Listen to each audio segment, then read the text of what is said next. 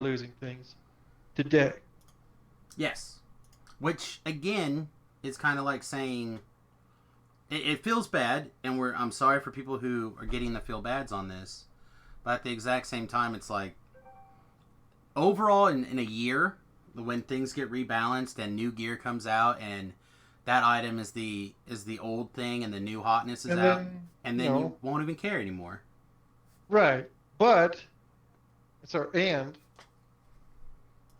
they won't be able to put insightful damage on something and have anyone be excited about it. And that So is a thing basically, that's the very modifier likely to goes be away. true. It goes into the land of phasing, which seems kind of shitty.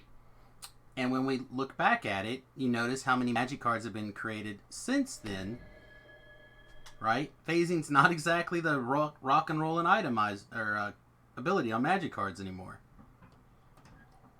Which is fine. It's just But you like, can't why say would you you? can never ever have that again. It's Why just why would you, with such a limited number of with such a limited number of bonus types, why would you do that? Why would you basically turn off a whole type? well when they start That looking. doesn't make sense to And at me. my point, again, I don't know what data they're looking at, and I don't know what kind of background information they're looking at, but they're definitely tooling things from the perspective of the hardcore server and what things are like the most popular and the most commonly sought after and what's worn the most. So based off of our builds and our gear optimizations and etc., they're taking what they perceive to be the top 1% and nerfing it down to where it's closer to the 90% instead of the top one, top 1%. And from our point of view, the people who are that 1%, they get the nerfs and they feel bad. And I agree, it feels Everybody's getting bad. this. And I would not want The to see that happen. the not 1% is the one. The 99% is the one that's hit hardest by this particular one, because the 99% or the 1% has the big, huge, ginormous stats to overcome and still get something out of this, whereas the 99% are the ones that are being nerfed in this particular case. All right, well then remove that particular part of the aspect and realize that overwhelmingly this is a way that people are chasing and the gear optimization that they're building, and they're saying, okay, well, we don't want that to be the go-to thing. We would like something else to be the go-to thing. And somebody else will Which go is out there and fine tweak in the some gear future, but setup and like change it. on a melee, what are you gonna wear right I now don't know. besides the hammer fist? I Not honestly do much. not know. But I'm Not sure there's much something in today. second place. Not There much. has to be something in second place because there can't be a first place if there's not a second place. Hey Sam, are Like, you doing anything right now? I just turned on my stream and I'm about to get ready to get started on recording more videos. Can you watch this stream real quick? I'm not going to watch your Just stream right now. temporarily. I watched a little bit of Tobrel earlier and I'm going to get started on my stream. I just wanted someone to see my damage number. You can we've take a we've video seen and it. post it in the achievement comments. We saw you DPS Baba the other day. We You did. did? You're doing less than Mauls and you're doing less than Wolves. You're doing Yeah, less just than with Elder my Knights. fists. That's just with my fists. Do they have weapons? Physical weapons? Your physical weapons are You your have hand wraps. They changed how hand wraps and all that stuff worked. I don't have the raid wraps. They have raid stuff. Okay. Well, again, I have no problems with your damage, Titan. I just, from what I'm being told, that you are, like, a little bit above the middle of Like the pack. B minus. Yeah, which is a good place to be. You get It's those not bad. you get those raid wraps, and But maybe what a if I tweak tell here, you, tweak there, right and you'll be. here in Lamania, I'm getting a lot more damage than those numbers on live. Well, good. Like, I'm hitting a base of 3,000 on a boss. For how long? That's with your one thing on. Yeah, That's due to with the the. type. Yeah, you don't get that the whole fight. You only get that for a little bit. You only get that during an execute phase. They've reduced the cooldown though. This is how I sound when my characters are like, look, if I hit all these boosts, I'm great.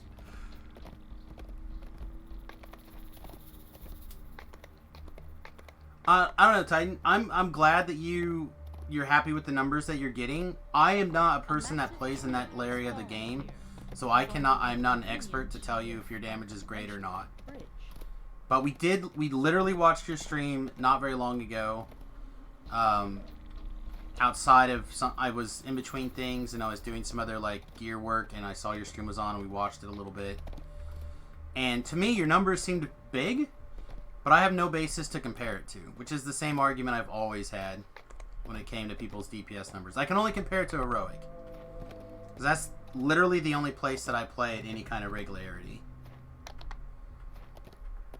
And we can compare it to my my Epic if you'd like, in which case then you're not too far off. Like, those numbers are incredibly impressive compared to JavaBot's numbers.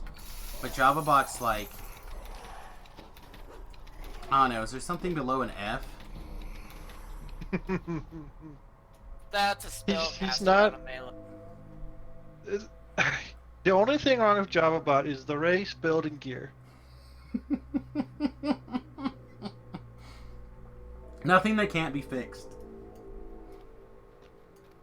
That's all that's wrong with him. That's correct. Also known as all of it. Also known as all of it. Oh, poor JavaBot. Said I need to get this guy finished up and get the first wave done before the update. And then I'm not that far away. I'm rank 85. So I'll be able to like cram in, I think, 1 or 2 of the orchard quests before I'm forced to level, and then we'll be really close, because we only have what, 10 ranks. It's 95. So I should be able to finish up in a week, I think, pretty easily. Get the videos recorded, and then I'll probably take a life off of recording the videos to get my alchemist or my completionist back doing an alchemist. Figure out how I like that, and then I may or may not do a couple of alchemist lives of a similar nature, as opposed to similar nature as to now, as opposed to whatever race I need to do next. So we'll just have to play it by ear and see what's what.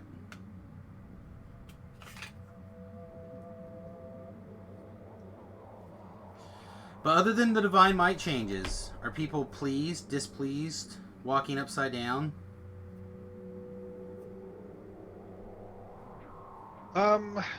Paladin is looking better. They're even just like a. I think there's maybe some splits that are going to be good. Yeah, they're in the ballpark now. Like, a pure Pally is doing good. Hey, Infinitely, welcome to the stream. That's good. Pure Pally and Fury has some okay times. Yeah, I did the last Paladin life I ended up doing a great crossbow, because none of the damage ways felt really solid to me. Mm-hmm. So it's good to hear that they might have got some of that. A lot of range changes too. Like, a ranged Paladin could be a thing. Or a blend with something in the ranged Paladin could maybe be a thing. Maybe. Well, I said it did look really good before. There's a couple of interesting buffs that are Paladin exclusive that could do something really interesting. So it's it is interesting. Yeah, that's good. They're gonna be in an okay place, which is kind of cool, because they needed something. Well, They were sucking pretty hard. They may or may not never be top tier, right? Like, there's always going to be something at the top of the heap, but you want to get as many things in that second tier as possible. You know, like, there's always going to be a best deck. There's always going to be a best build. But if you can get the difference between the best build and everybody else within a certain percentage, then I think that's a pretty good area to shoot for. Yeah, and that's kind of what they're doing with paladins. Paladins are gonna kind of be on par with like barbs. It's gonna be all right. Nice. Have you got a fiddle yet with the alchemist stuff? I watched a little bit more of Jerry's stream today instead of. I haven't. I really should be doing alchemist instead of screwing around with things I've done like a million times before. Well, it's hard to compare things unless they're things that you've already dealt, like done a million times. Not necessarily comparing, just like, fiddling out with it, learning how it works, for free versus then having to be forced to rely on someone else's like build or guide and hope that they, hope that they're not terrible. Yeah, but You know what I mean? again, still you're doing something you've done a million times. Again, you need to have that baseline if you're going to do a comparison. When you start filling with the class, then it'll be... It's a new class. What are you going to compare it to? Like, it's just new. Well, you just said that instead of doing things that you've been doing a million times. Oh, that's just because that's what I'm saying. I'm saying that you should continue to work on those things. Bears. Yeah. I really should look at Alchemist though, because I gotta run an Alchemist live. Well, like I said, I'm gonna experiment with it next go on live, and I think it'll be fine. Beautiful people. What's up, and man? Us. Damn, my cat's kins in the air. Your cat teeth's in the air. My cat's kins in the air. Hey, I'm not gonna judge you for your kinks. Hello. Well, hello. My kinks Full group of peeps all of a sudden. Hello. Well, I've been stalking you guys on Tobril's stream. I thought I'd finally join I in. said hi. I thought I said hi. It's Oh, then a we new got one into, I joined. I didn't catch we got it. into a discussion. I said hi. Like how my Sure friends you all did. watch Tobel's stream. Well, yeah, that's the good one. Yeah, it is. Look, I have like 5 people watching. It's probably still stuck. I should quit on my phone.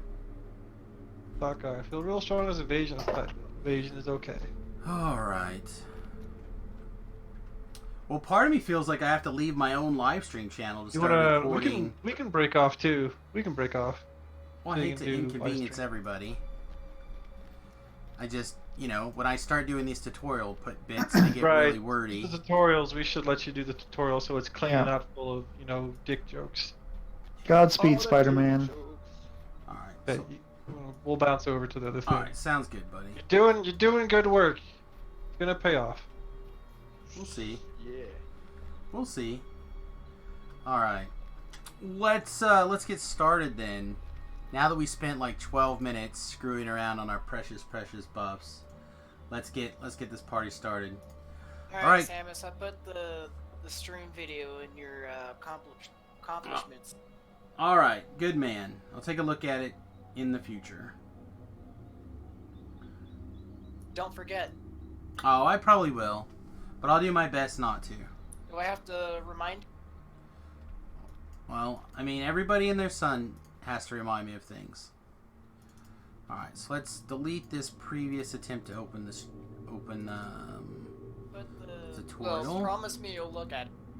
I don't make promises. I made one promise 21, 22 years ago, and that's the only one I ever worry about. But I'll do my best to look at it, Titan.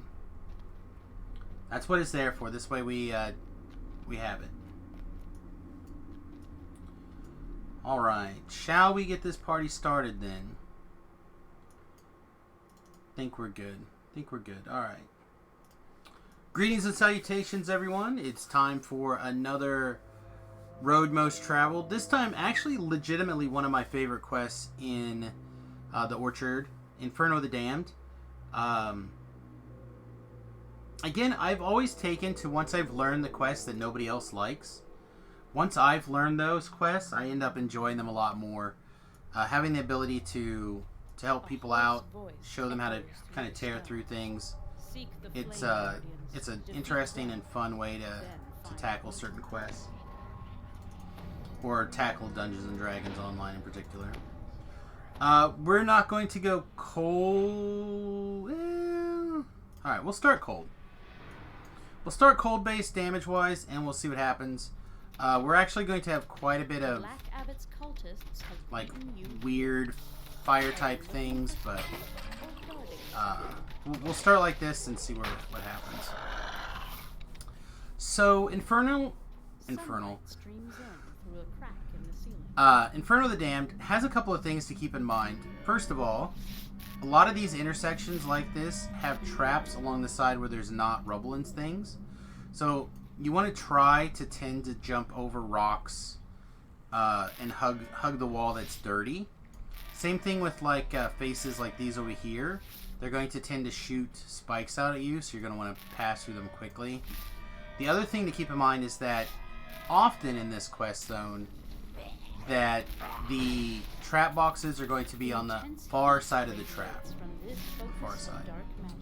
Now, this quest is divided. It is a maze of sorts, as well as it is two-sided.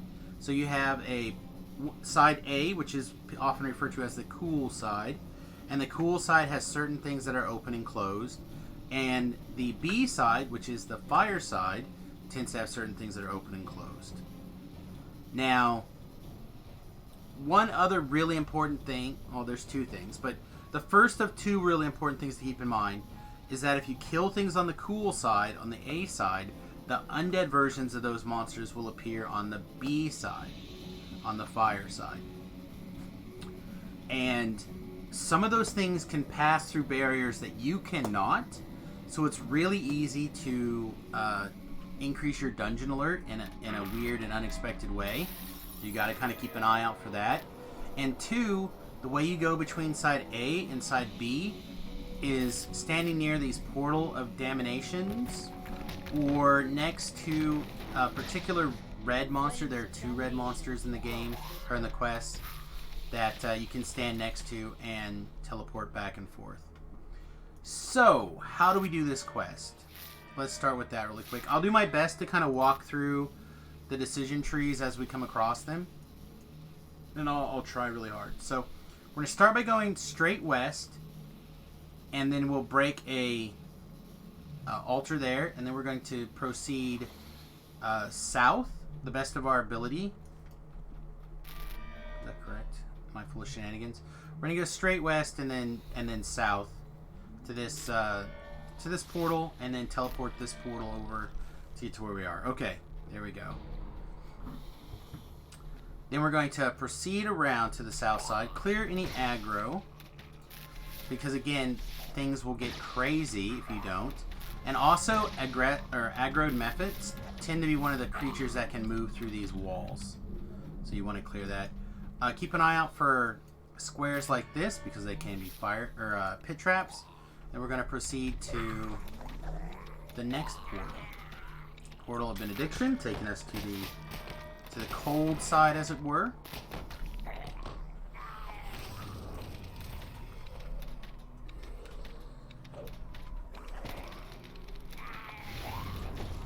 There are miscellaneous aggro. And then what I like to do, and not everybody enjoys doing this, but I'm going to come over here. I'll clear wolves and things like that that are chasing me. But I'm going to let these casters shoot at me. And I'm going to let the casters' fireball set off these 4 torches. And then I'm just going to take out this flame guardian. Now, you can light these torches in a variety of ways. You can use a rune arm that has like a fireball effect. You can use the enemy spellcasters. You can cast your own fireball effect. You can drag a mephit around. See, there's a spot where the floor fell out. You can drag a mephit around and use the mephit to light torches. And we'll do a couple of different torch lighting methods so you can see. But whenever possible, I like to use the enemy spellcraft casters to take care of it. Alright, so we went and took care of this middle section right here. And then we came back, took that portal that we knew about, and now we're heading back the way we came. It's a little bit confusing, but once you learn the pattern, this quest is actually very straightforward. And you're basically just walking in a big circle around. We're going to stay on the fire side. We're going to make sure that these traps don't get us. potential traps. Oh, trap box.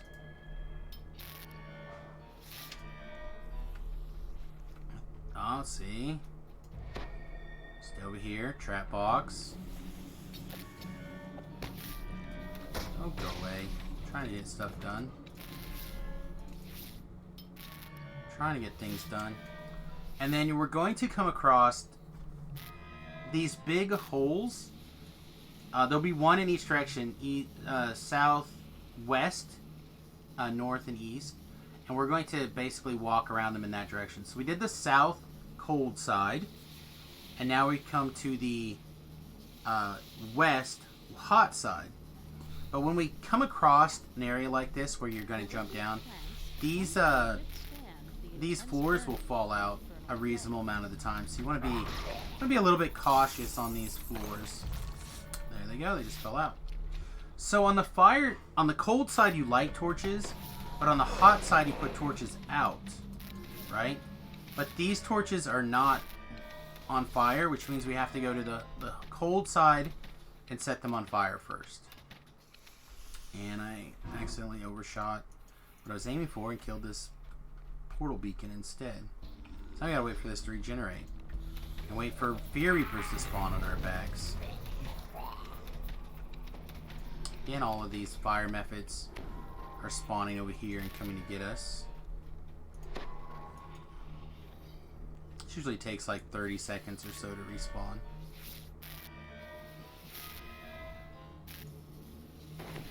Longer if you look at it. It's like a pot. A watched pot never boils. A watched portal never respawns.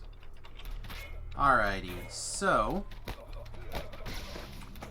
keeping in mind that all these things that we defeat right here are monsters that we're going to have to defeat on the other side. Let's take a look at some of our other options here, as well as this room just a little bit. So you'll notice, first of all, in the middle of this room there is a symbol, right? That kind of looks like a fireball being exploded into 4. So that's your subtle hint as to where to aim your fireball to break everything. Point.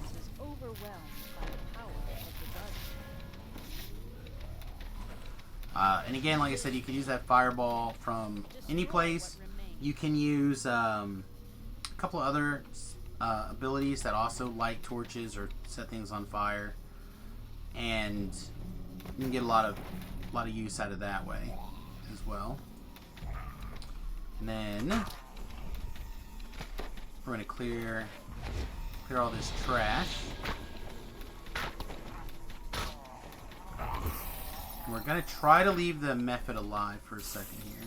No, I think I got it. The Guardian awaits your summons. All right, so let's cover 2 methods here. It's not letting me hit, but that's okay. I thought I had it. Where are you? All right, never mind. Let's cover it. No, I want to save that for later. All right. Pardon. Let me find my magic staff here. Here we go. Alright. So here is our Staff of Arcane Power. And one of the things that this thing casts is Arcane or a Cone of Cold. So for a Cone of Cold, if we stand slightly to either one direction or the other, I happen to like standing to the left of the torches, and you kind of sight down at the back one there. You can put out both torches. Okay. So that's using Cone of Cold. If you're not using Cone of Cold, you can use, and you don't have any ability to put out torches, you can use these methods. You can stand on top, like I did, and they'll gust of wind. That's the way that I personally find to be the easiest. But you can also stand slightly to the side and shield, like, and behind and shield block. To me, the easiest is to stand on top of them. All right, so we did both the cold side and set the torches on fire. Then we came over to the fireside and put the torches out and dealt with the spawns both times. So now there's no place else to go but back out because we trapped ourselves in the fireside. But luckily, here on the cold side, there's that exact way out here. Now we're going to proceed around to the north side. I might pop that, so hopefully we won't need it. Again, anytime you see a thing like this, assume that there's a trap, and there is. But we're not gonna mess with it. Here's a resurrection shrine in case you get got. But right here is an acolyte of flame. Now remember how I said that you can also teleport around by clicking on a monster? Well, that's it. That's the monster. And the reason why you fight him inside that room is, again, you teleport according to your position on the map. So because we were inside this room, we teleport inside here with the shrine, this bonus chest, and we can open the door and let anybody in who didn't make it around that guy. Let them in by going back to the previous room and taking the fire pit over the portal. Again, checking to make sure that there's not a trap, and then you can, if you're on the cold side, you can use this portal and appear right here and walk in. Something to keep in mind is that there's often traps on this back wall. Doesn't look like there is today, so we're good. We good. Now, this is one of the first decision points in the quest once you get set on the right path. So far, it's been basically you're on railroad ties, but here you actually have a fork. And we want to go around because we want to proceed around to we go west so we can go down to the south, we wipe around west, we go to the north, and then we try to go to the east. I know that's really complicated way of summing it up, but it's just kind of what you want to do. Again, this leads to the middle, which is not towards the north or the east. So we want to carry around. That floor should have fallen out on us. And then we find a secret door here with more guardians here to knock out. Opening that door will take us to a portal. So let's go over to the live side, or the cool side, however you want to look at it. We've used methods to put out fires, but we haven't tried using a method to put on fires, turn on fires. We'll take a look at that in a minute when I don't have methods attacking me, when I don't want them to. Like when I'm trying to pull levers. Oh, that's a deadly monster. But turning on fire jets are essentially the same as turning off fire jets. Alright, so, real talk. If you were to look underneath this lava, and sometimes you can, you will see that there's a little blue symbol underneath this lava, very similarly to the fire one. Okay? And what that is the location where if you mouse look in the middle and summon an ice storm, you will hit all 4 torches. However, I couldn't see it and I missed, which means I just got the 2 closest to me. So I can move closer, cast ice storm again, and get the ones on either side. However, with a little bit of practice and a lot of imagination, you should be able to put them out with one ice storm. So you have a desire for ice storm and fireball, or some way to put out torches, and that's basically the 2 spells that are required to do this quest. Again, not 100% necessary, but positive. Alright, so then we climb up the staircase and we find another portal. If we want to carry on and do the quest with no optional, we would just keep going on the fireside here.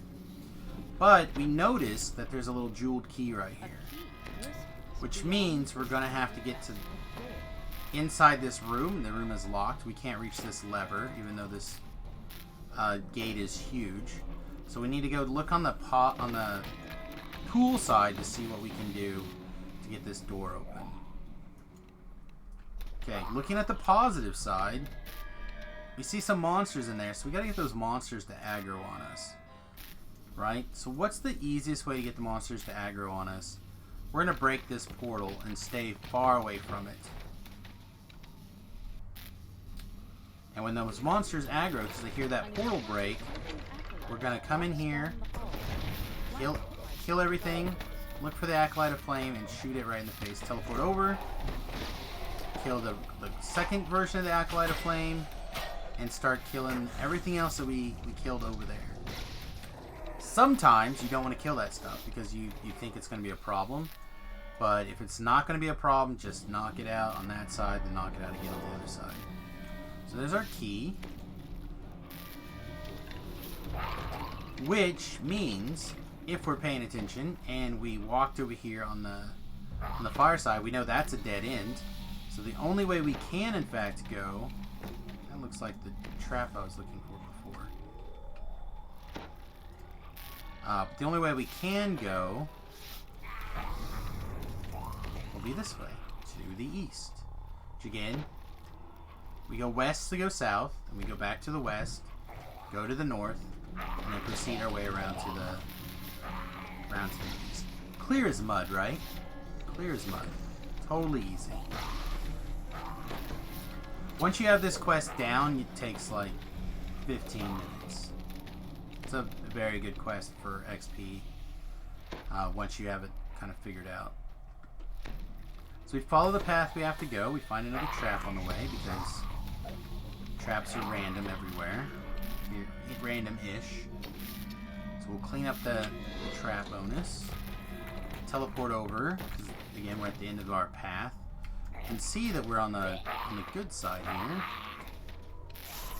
If we look around, we can see a torch right there, so we must have to go over here to those torches. And lo and behold, there's monsters. So again, if we fight these monsters around the center of the torches, there's one caster here that wants to cast fireballs on us for days. And we can have him light this torch up for minimal effort. He's just gotta hit us with a fireball. Well, welcome, Legion. Happy to give you a response. And it's a soul of cruelty, of course. But he gets wrecked, and then we'll clean up the caster. Thought I heard a thing fall on the ground. Certainly don't see one though. Alright, this way we can clearly tell is a dead end. We just came from there, so let's go this way. There will be a couple of ninja guys, stealth guys hanging out. A couple of dogs, looks like a Fear Reaper. West entrance collapsed and ruined.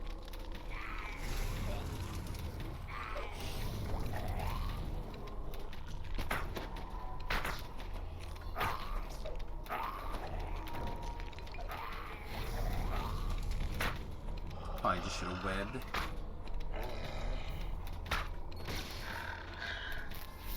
Alright, so now we have a couple of choices again. Right, we can go this way, which if we kind of look around, we'll see a shrine. And we know from experience that seeing a shrine means there's going to be another one of those priests of flame. Or, ooh, nice, I'll take those. Or we could take this portal.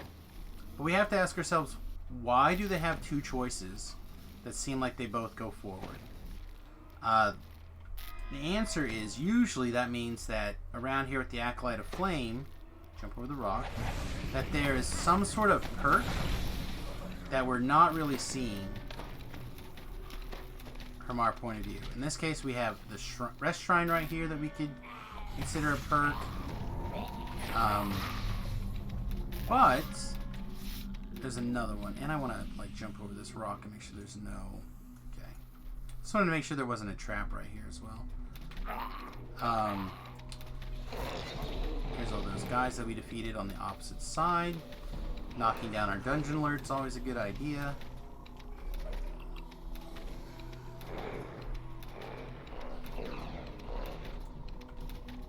We could shrine if we wanna. Man, why does this feel like it's not lasting very long? 2 minutes. Aha, there's a chest here, that's why. Alright, I knew there was a chest here. But if you're on that other side, that would be straight across this room. If we look on the mini-map, we would have been here. So if we would have taken... In fact, I'm just going to loot this chest. And go back and show you. But had instead of coming over here by the shrine and clearing that side, had we instead ran over and broke this this portal to come over, we would have ended up right here, and we would have been able to see that treasure chest without having to do these other fights. But we can't get to that treasure chest unless we have an abundant leap type effect from here, because again, these floors, they fall out. He will arise when the torches Okay. are darkest. So now we have already on fire torches again. We're in the south. This was the first one that we turned on. So we'll just, again, mouse look. Aim for what we believe to be the center. The cinder spawn And we did it. We got them all in one shot. We are the best. Just shoot this guy. feel my power. Shoot this guy like cray cray. There is but one. So now, if we look over here, Inferno side, East Flame Guardian is what's left. Right? So we can look at our map. East side, we already lit the torches. Bubbling across the ruined surface. Now we just gotta clear all this junk that spawned. And deal with the fact that we have all this trash.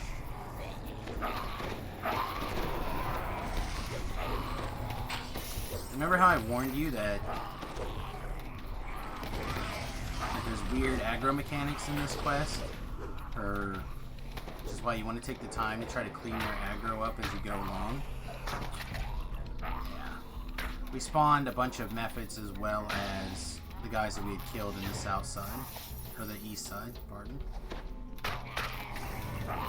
And then also, we're close enough to over here, portal over there, that we're getting these fire mephits pulled around.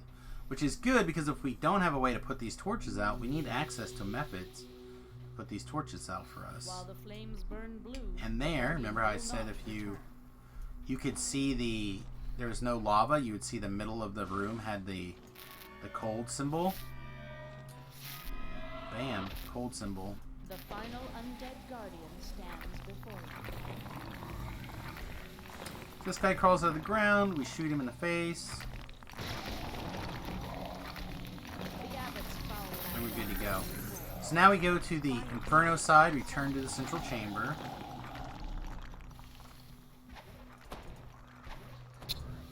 sin And is a big first boss seen and appears. attacked. So we want to knock him out.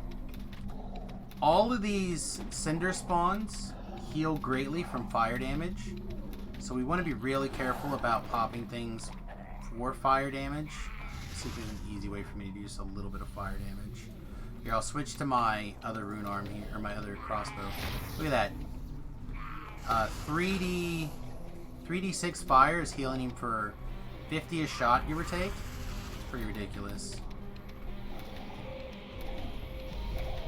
So it's really easy to accidentally re-heal this guy back up with a little bit of fire damage. Alright, so we knocked the quest out. We got 44,543 regular experience and 499 Reaper experience. How long did this take us? 24 minutes. Even stopping and walking through things really slowly. Alright, so you might look at the map and go, but Samius, we missed a room. And I have a special key. Where do these things go? I'm glad you asked. So, the special key is a room that we ran past on the cold side.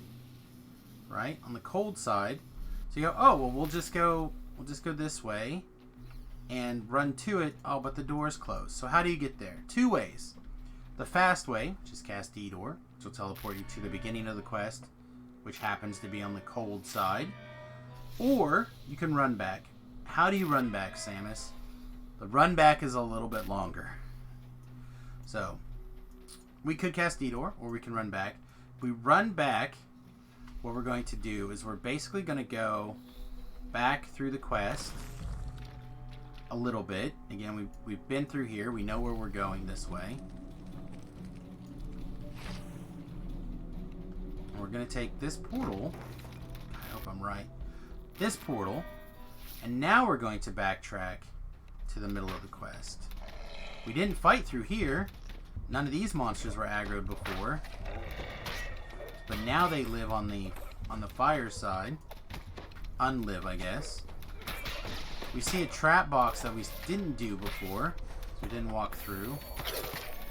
So that would have given us 6 traps instead of 5 in this particular randomization. And bam, look, we can get back to the middle of the quest from here. So it's a few steps, but it's not too bad. Right? Not too bad at all. Why do we have so many monsters chasing us? Ridiculous. Should heal up all the way.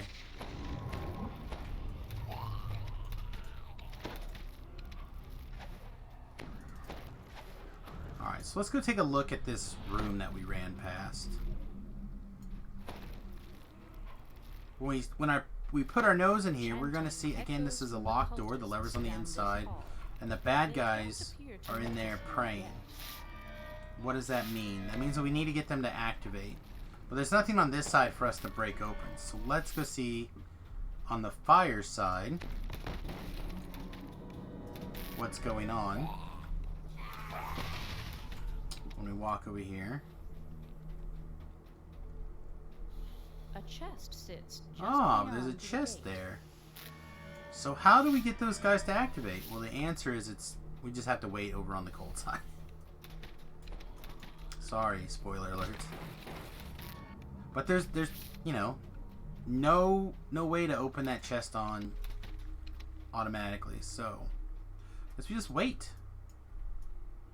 We stand on this door, we call them bad names, and we wait a second.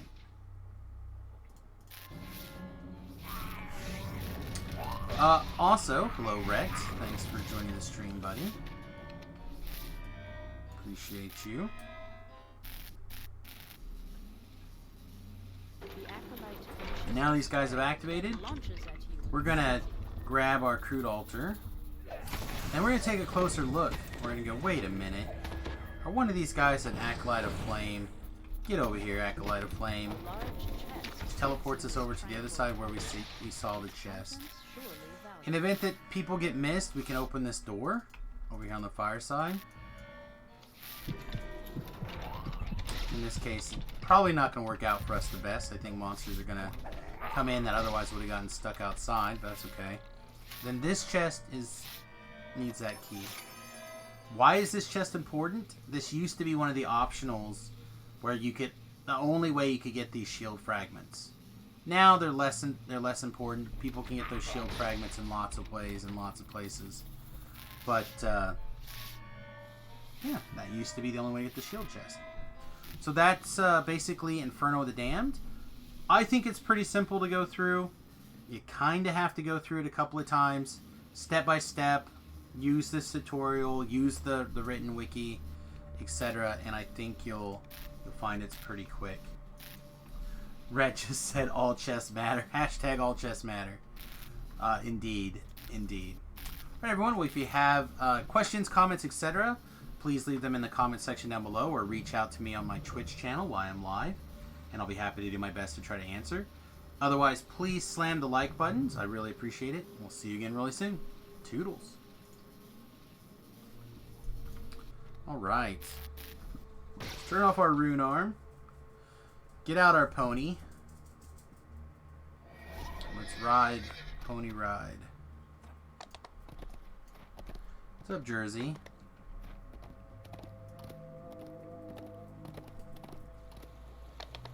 Alright, we have 2 quests left out here. And I think we're going to end up burning a lot of experience in this next quest. We need 19,000 experience to be forced to level.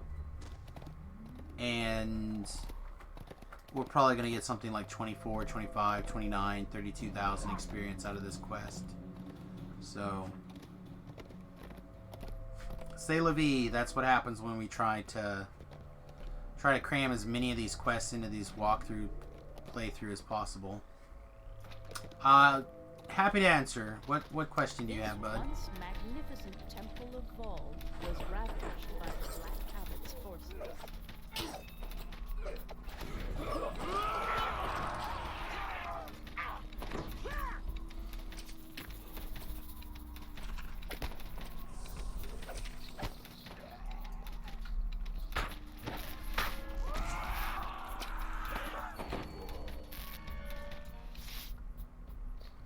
Oh, it must be a doozy. I like it. I'm down.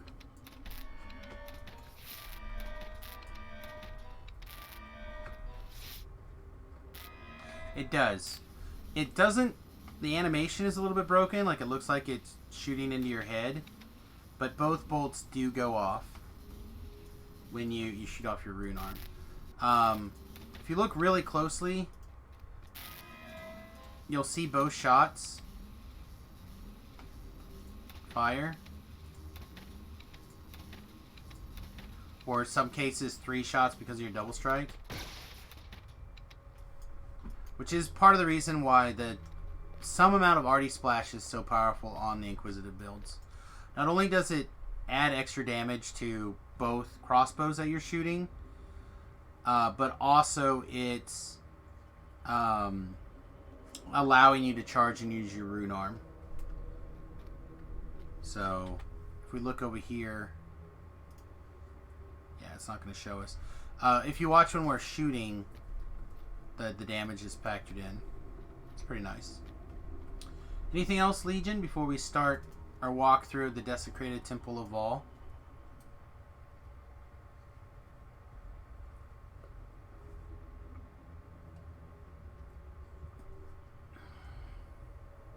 Alright, sweet.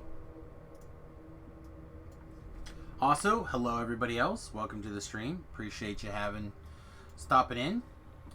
We are recording Desecrated Temple of Vol next. If you have any questions or suggestions or advice for the quest, feel free to throw them in and I'll be happy to work them into the discussion. Yeah, I think most people have a reasonable idea of how to temple, but we're gonna trudge through anyway. Greetings and salutations, everyone. It is time for the Desecrated Temple of Vol here on the road most traveled. I pointed out between video recordings that we're probably going to end up being forced to level after this quest, and we're probably going to leave somewhere between 5 and 10,000 experience on the floor.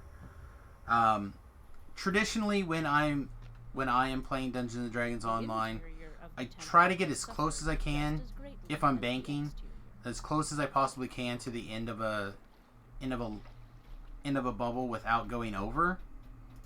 But because we're trying to cram as many quests in this playthrough, I'm kind of ignoring that rule a little bit now. So apologies if you want to know why we're doing it that way. That's just it. That's why. All right. So spinny blade traps. The hallway ahead screams of Oh, how do we get through this? A couple of ways we could run through. Not the worst option. On Reaper mode, they will hurt pretty good. Or you can try this method of jumping through these little holes right here. I sometimes have a really hard time making the jumps, but it's better than taking damage, right? That being said, if your evasion's pretty good, you have lots of hit points, or you have reasonable amount of self-healing, or like a good hireling with you, as long as you make it, you win, right? I do find that the larger characters tend to get hung up making these jumps. If you do get hung up, just do a combination of jump and tumble, and you'll typically make your way through.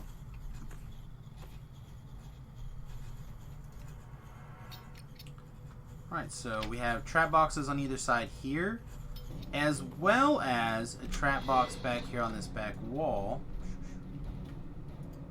for these doodads.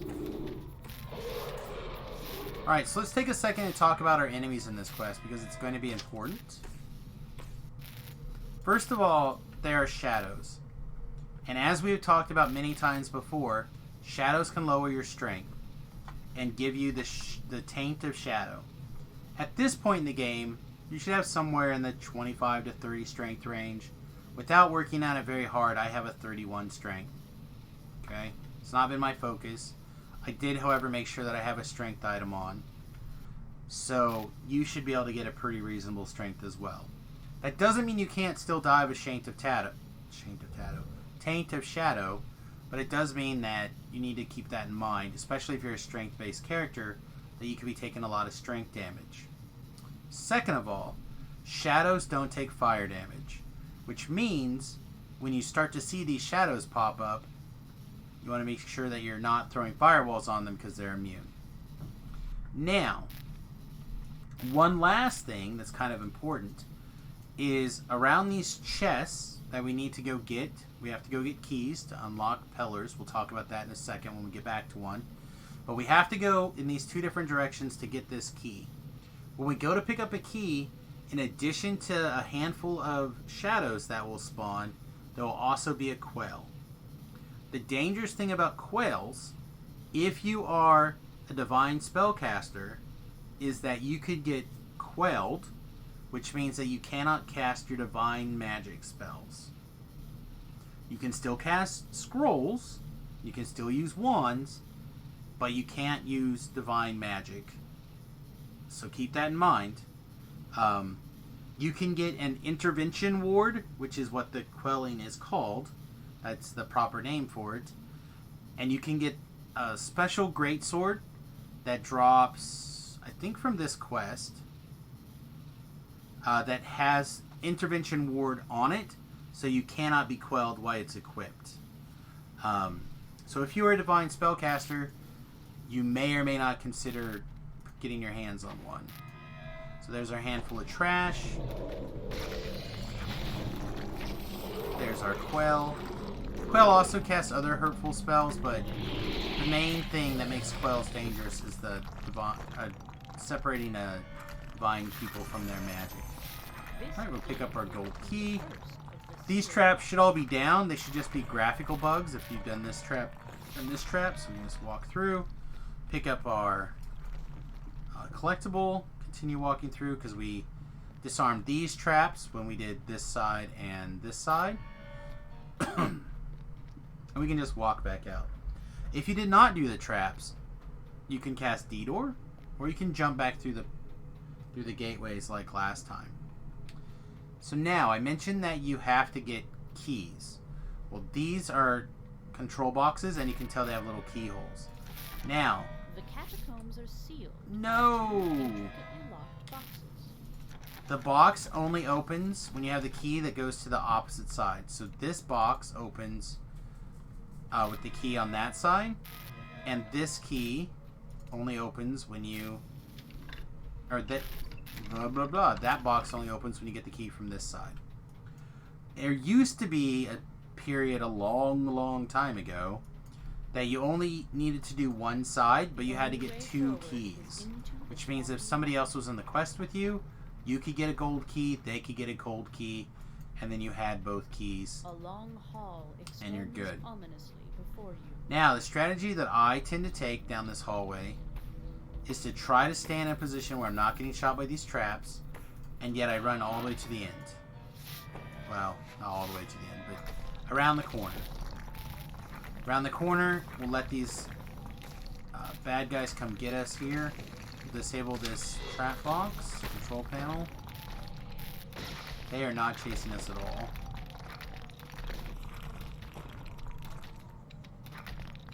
Must have jumped over them before they finished spawning the right way.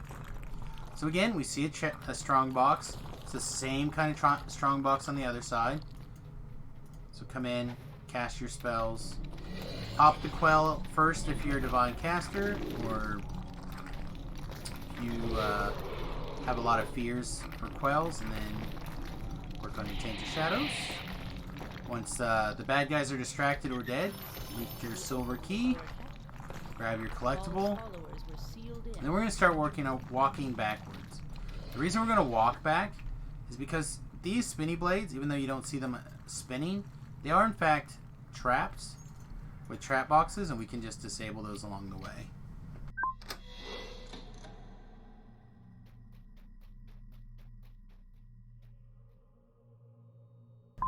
Same thing right here. Trap boxes along the way. Get things disabled. And now we have Ingenious Debilitation. We don't have to worry about any more traps. Pretty smooth.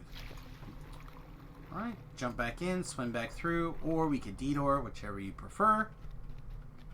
And we're going to take a crack at falling down below this big blue force field of doom. Ah! Okay, I wasn't worried about it, clearly. But if you are, you want to make sure that you take the time to shrine, heal up. There's a shrine up there.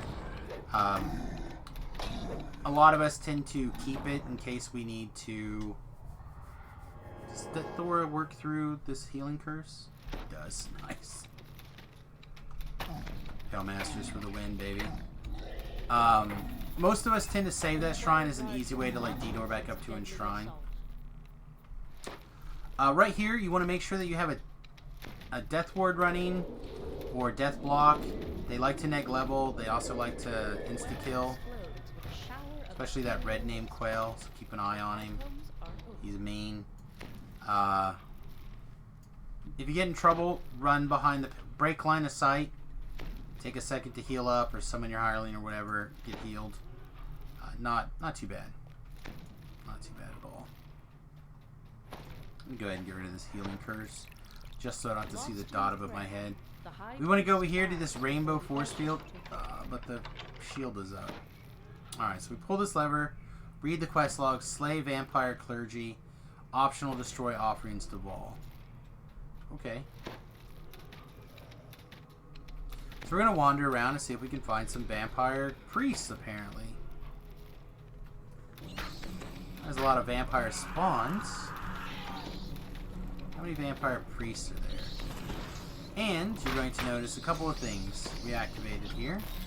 One, when we break these offerings to Vol, the shadows of Vol are spawning. And two, this door closed on us. We're going to get situations where doors are going to close on us. We're also going to get situations where there's going to be a closed door, but the game is clipped in such a way it's hard to tell, and you're just going to run into nothing, and then turn sideways, and you'll be able to see that there is in fact a door down. Okay, so keep that in mind. Man, way back in the Wayback Machine, we used to send runners to run through these hallways to get the bad guys aggro, and then we'd pull everything back to casters in the middle that just spam like firewalls and ice storms, blade bears, whatever. Different times.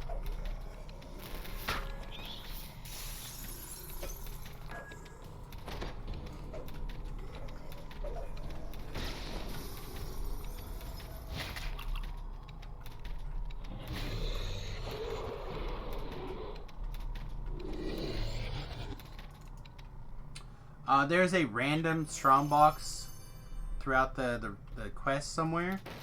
It goes in any of these like little side rooms. There's no rhyme or reason to it that I've ever been able to tell, so just keep an eye out for it. Alright, I think we may have found our first priest. And you can tell because he's busy praying to... Oh, nope, still just a spawn. Oftentimes you'll see the priest praying to the big Vol statue. Alright, here's a shrine. That's, again, one of the big reasons people tend to go east first is to clear the shrine. As well as, we're gonna walk this way a little bit, and we're going to notice a secret door. What? Vol's voice whispers in your ear. Turn back. We open said secret door, a bunch of weeps are gonna spawn. We're gonna shoot them. This door is locked, so we're just gonna pick it. We see a strange, swirling force field of doom. What can that possibly mean? Spew from the portal ahead of you. Huh, okay. Let's investigate it. We're in darkness. There's a couple of inevitables.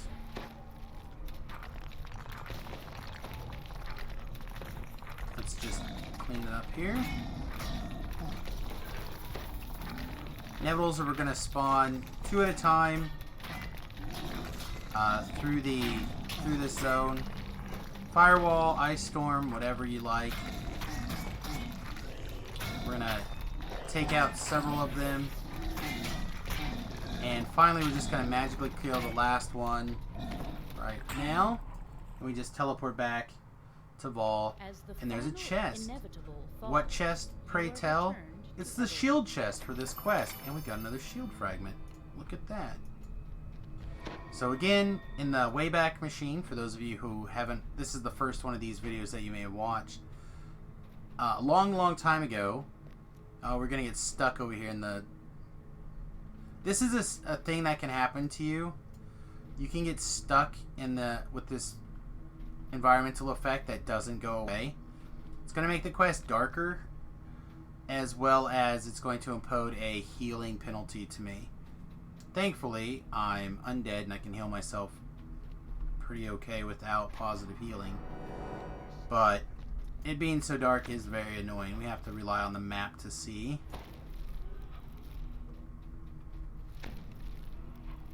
That's a bit of a bummer.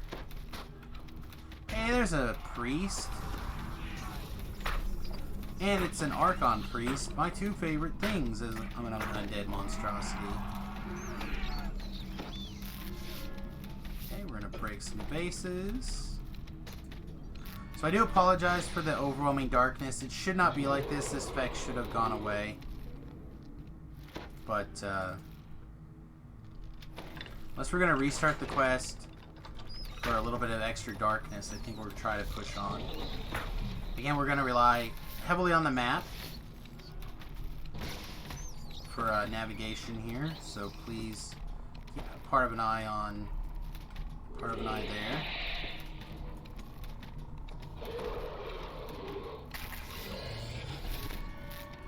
Lots of little shadows along the way.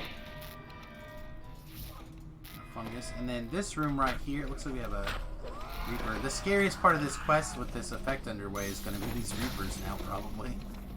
They're just going to fade away into the darkness.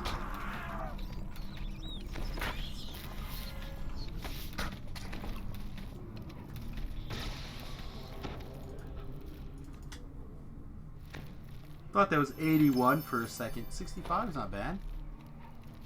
The visage of the lady glints from the ceiling.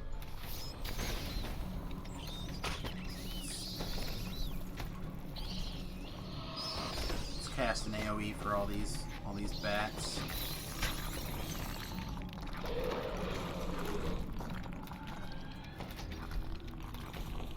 Looks like we have 4 offerings to go. I thought I picked up this lost soul. Gimme, I want it. We still have 4 vampires to go. We have finished half of the little loop here, right? 1, 2, 3. So we kind of have a rough idea what to expect for the next half here.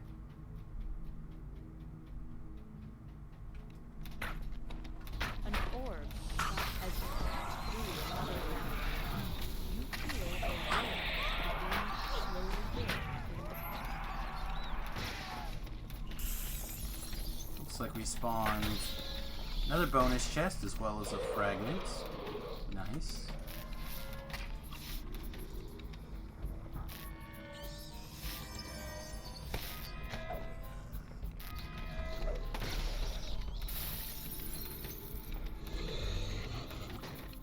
Alright, 1, 2, and then one more. The last Alright, so that offer cleans up our explodes in a experience. shower How of close are love. we to breakables? We're already at Vandal, which means we might as well finish it off. This is one of the few quests that I kind of try to keep an eye out for stuff like that. But I'm not very good at always remembering to do to kind of do that. The nice thing, in my opinion, about quests that breakables are the optional is that it gives you like double incentive to kind of to do both. Which is why I'm more inclined to do breakable optionals than I am pretty much any of the other optionals. They're like double value.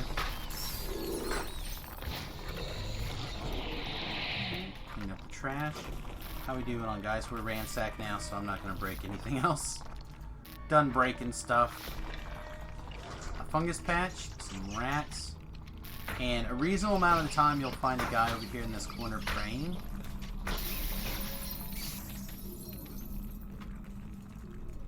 In front of this collectible.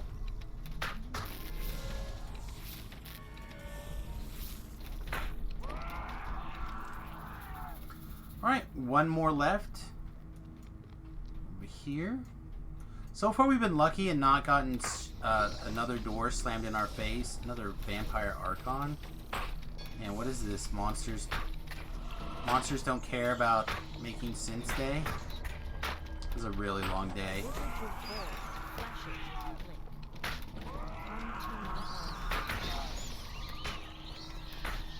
I'm gonna watch this Soul of Cruelty bat. Real easy for something like that to hit us numerous times and give us a big old dot. Ah, never mind. There's a door. This door we should have been able to see if it wasn't for the negative effect. Kind of playing with this here. So, in the darkness, running back may be longer than taking the D door, but we're gonna just go this way anyway. As we pass through here, there'll be rats that spawn. Clearly, giant rats are not a big deal. Alright, let's talk about this room for a second. So we have a High Priest of all and several honor guards. Now, if we've listened to the various stories, we know that we're trying to convince this High Priest to come play with us. However, The High Priest. he's like, wait, you're definitely working with the Black Abbot, not trying to stop him. So he wants to kill us, and we need his help to defeat the Black Abbot.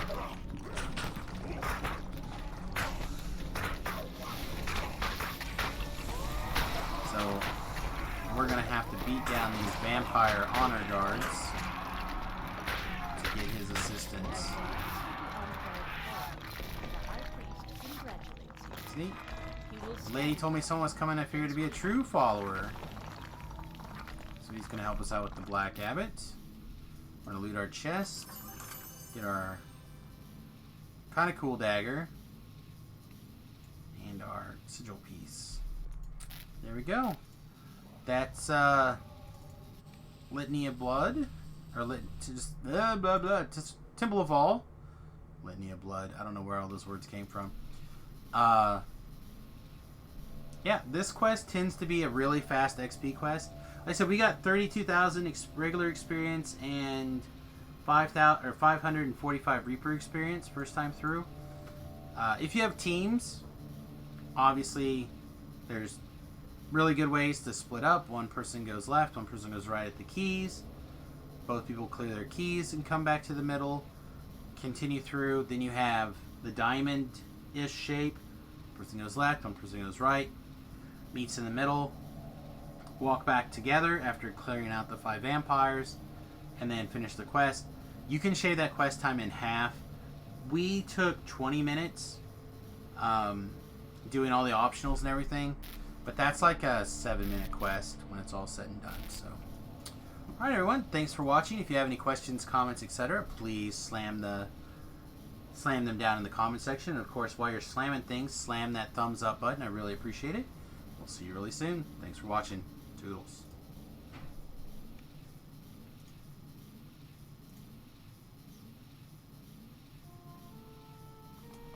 Just got the message from Shu this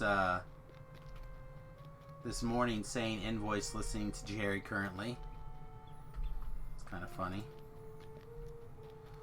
Alright, we need to really think about things here for a second. We have a couple of leveling options. So let's just explore these options, right? One of the great things about DDO is if you start to like level, you go through 4 screens and then you have to confirm at the end of the 4th screen. So if we do the important ones and then open lock, there's no reason for open lock really to go over 10. We pick a meta magic feat, so that's our 15th level of wizard. So we get a meta magic feat, and we'll get 8th level spells. It's a pretty big deal. At 8th level we get Irresistible Dance, which is huge. We get Power Word Stun, which is huge. We get Sunburst, which can be quite strong. We get Charm, Mass Charm Monster, which is also really strong. Trap the Soul, which can be good. So if we kind of look through this, we get a Meta Magic feat. Our skills all ramp. We get 2 spells. Alright, cancel. Or, big or over here. We can go over here and pick up a fighter level. We take a fighter level. We have 11 skill points. Which means we up our concentration. No, not our concentration. We up our disable device. We up our search. We up our spellcraft. We up our spot. And we can put 2 points in open lock instead of 4. Then I guess we had to put a full rank in the jump for whatever reason. Then we get a feat, which in this case can be improved critical ranged, or I believe, just precise shot. We don't even have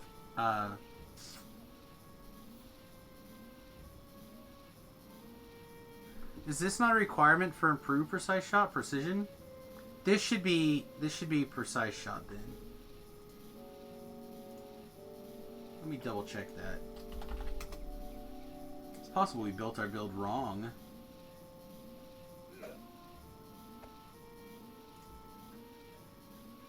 What? Me make a wrong play? Never. All the time. Alright, combat stances, improve precise shot. Point blank shot, precise shot. Yeah, so we don't need precision. Or we can pick up a fighter level, which lets us take precise shot, and then at 18, we can finally take improved precise shot.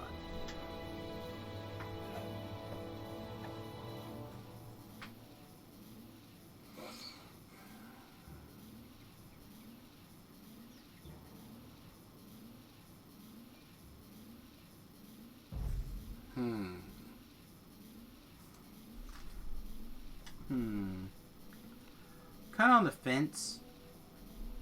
17 levels of wizards is not that much different.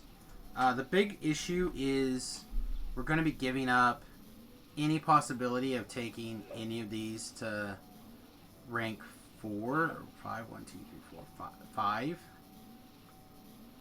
But the odds that we're going to have either of these be that high are basically 0, because we're going to go up Inquisitive to the capstone here at 20 probably for farming a little bit of epic stuff. So as much as I would like to take this fighter level, I think we're just going to have to take the wizard level and stay on track.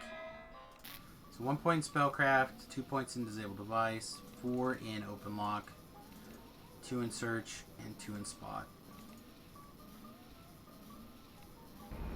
Yeah. You know, let's just take Quicken here or a Meta Magic feat. I think we like Quicken. Quicken for like a handful of spells. Not even all that many. Just a couple, like Autos Dance. Which of these would I rather have? I don't think there's a likelihood we're casting anything besides Autos Dance, but we'll take it. Right, over here in our enhancement lines, we have 2 choices. Really.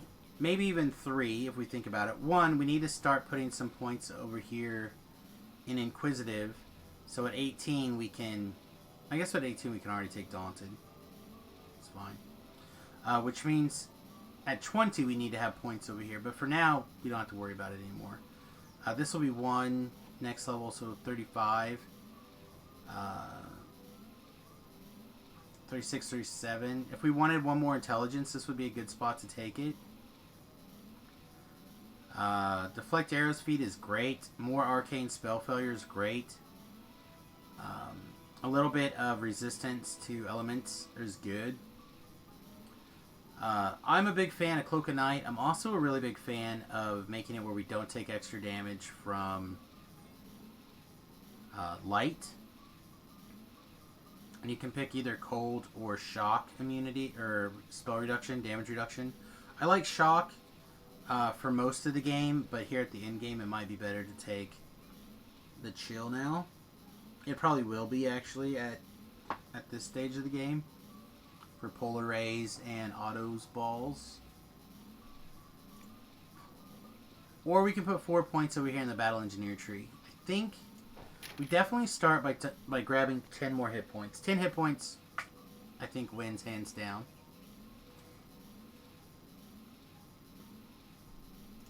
And yeah, I think we take Cloak of Night. I really like the idea of being able to shield block and not worry about it. And then at some point we're going to have to start taking these negative energy adaptions, possibly. We're not worried about our Skeleton Knights. I'm not that worried about our negative energy spell power. I guess this costs us very little.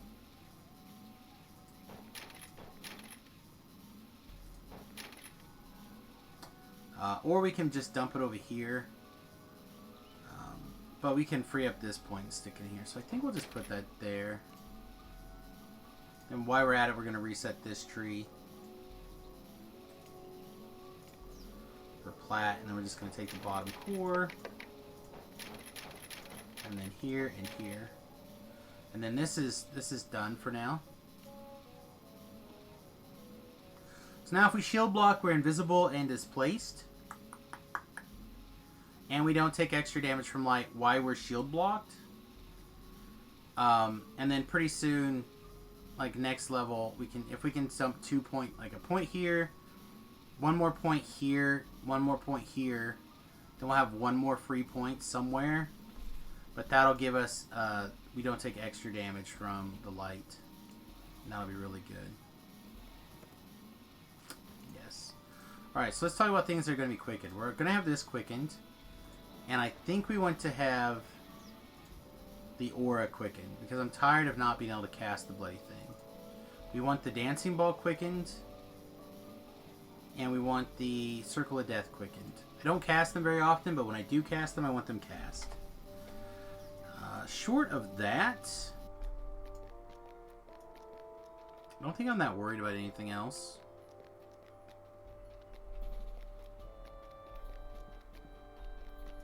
I want the things that I want when I want them full. Makes sense. Alright, we should probably take a second and look at rune arms. We have a bunch at level 17. None comes to mind off the top of my head being better than what we have.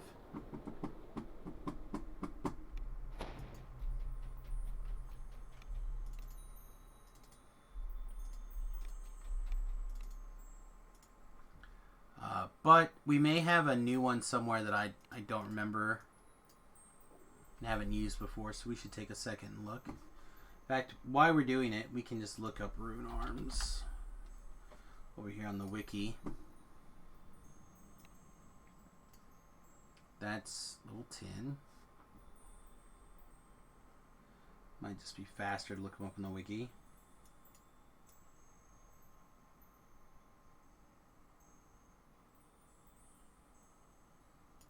Oh, I used to be all about the Tiara Splendor before the Pale Master changes.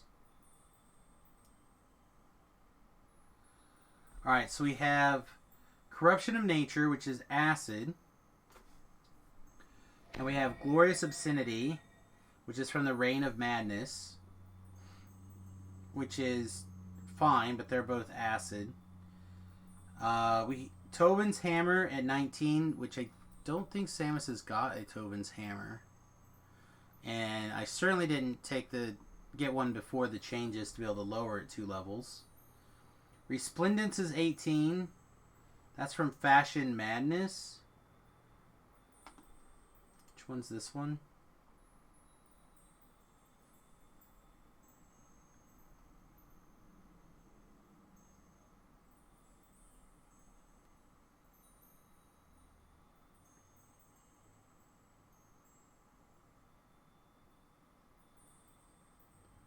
Okay.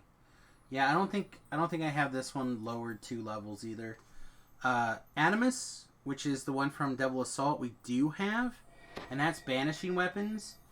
That might be worth looking at. And then we have Lucid Dreams. That's also probably neg leveled, so we can use it. That gives some spell lore and some potency. Nightmare Guard. Nightmare Guard doesn't sound too bad, and it's Force. Force 4, which is 2d6 force damage per hit, as opposed to 5d6 plus 10 per Artificer level. Yeah, I think we'll just keep Quarantine. Quarantine seems strong.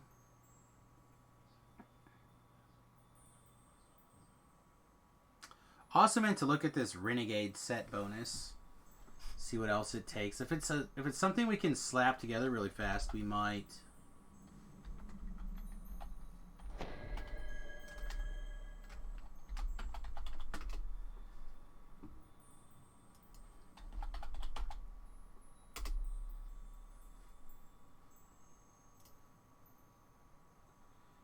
We might take a look. Don't know where.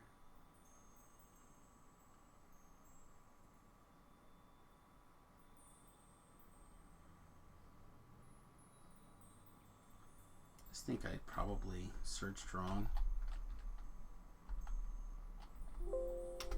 Is it not Renegade? What is it? What's this bonus? Renegade. Renegade. Not Renegade. Alright, so Construct Champions bans Quarantine or the Guardian Hammer, Guardian Crossbow, or Guardian's Axe. So we'd have to put on these champion bands, which I think we have a pair. They're Deadly 6.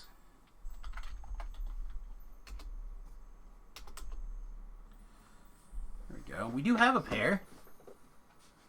Artifact critical bonus multiplier on a 19 or 20 plus 1. That does sound sweet, doesn't it? But we don't cast repair spells. And do we already have Deadly somewhere?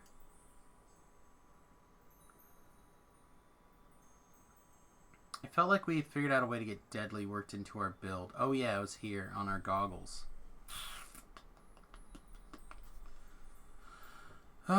So is 19 to 20 bonus to critical multiplier and 5 to our rune arm DCs enough to bother?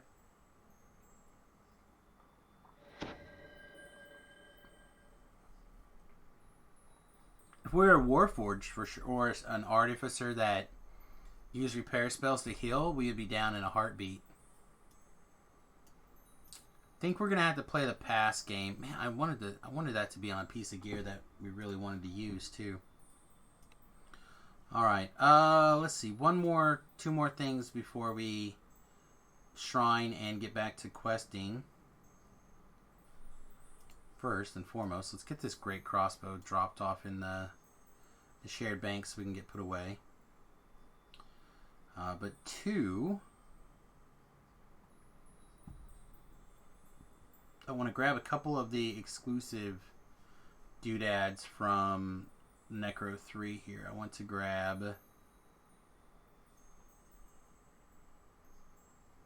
shield frame. I don't think we picked up any pages of binding, but we'll grab it anyway. And then the last thing I want to grab is my litany sigil. My completed litany sigil. Which apparently, there it is. Scroll to the bottom to find it. Alright, so open up our shield. Boop. Put a shield piece in.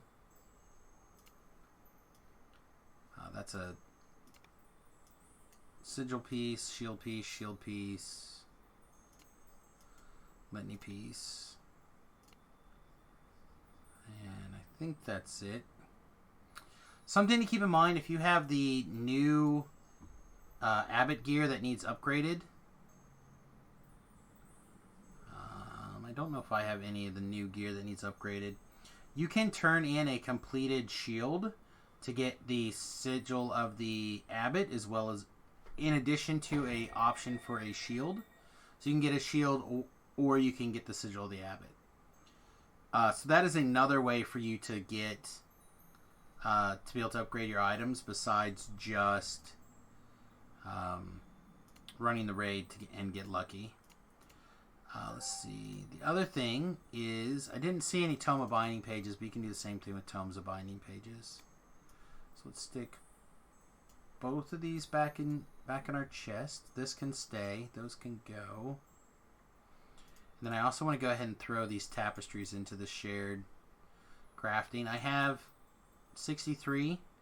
I like having a bunch of them ready to go in case I need. There's my greater tokens. Shortopus. Alright. So the other thing we're going to do, before I forget, is this life we also picked up a Mantle of the World Shaper and an extra Voice of the Master. We want to crunch those down so we can craft those together really quick into another augment. Because if I don't do it now, I will forget, and that is terribad.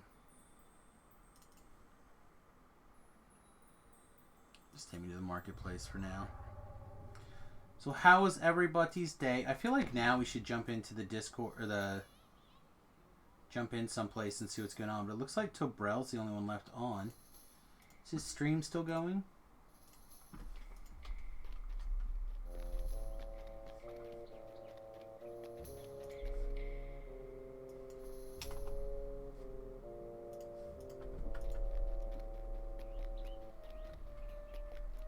It is not still going, so you must have had to take off. Didn't even come back in. Say goodbye.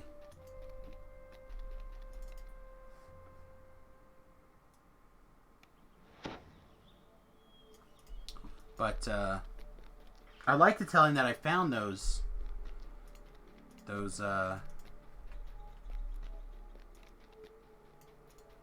these tokens, because I was really annoyed I couldn't find them forever. Alright, so for those of you who have never done this before, you're in for not a treat, but you're in for something. 3 of these, and a Voice of the Master, and a Mantle of the World Shaper squished down into a augment gem.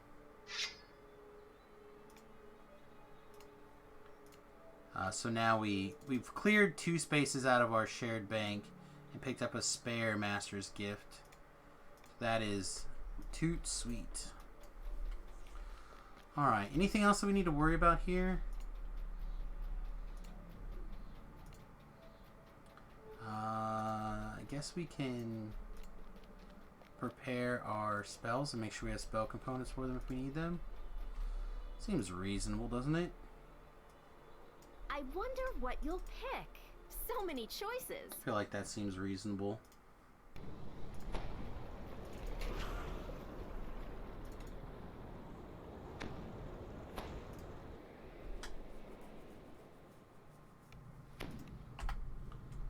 Spells. We have an extra 5th level spell, which I guess will be Nyax Biting Cold. We're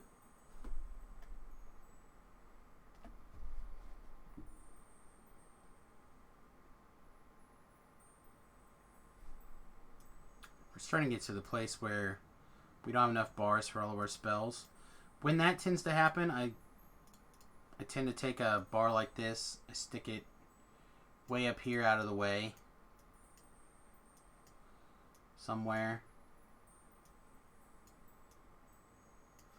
And then I put all the spells that I almost never cast up there, like I almost never cast that.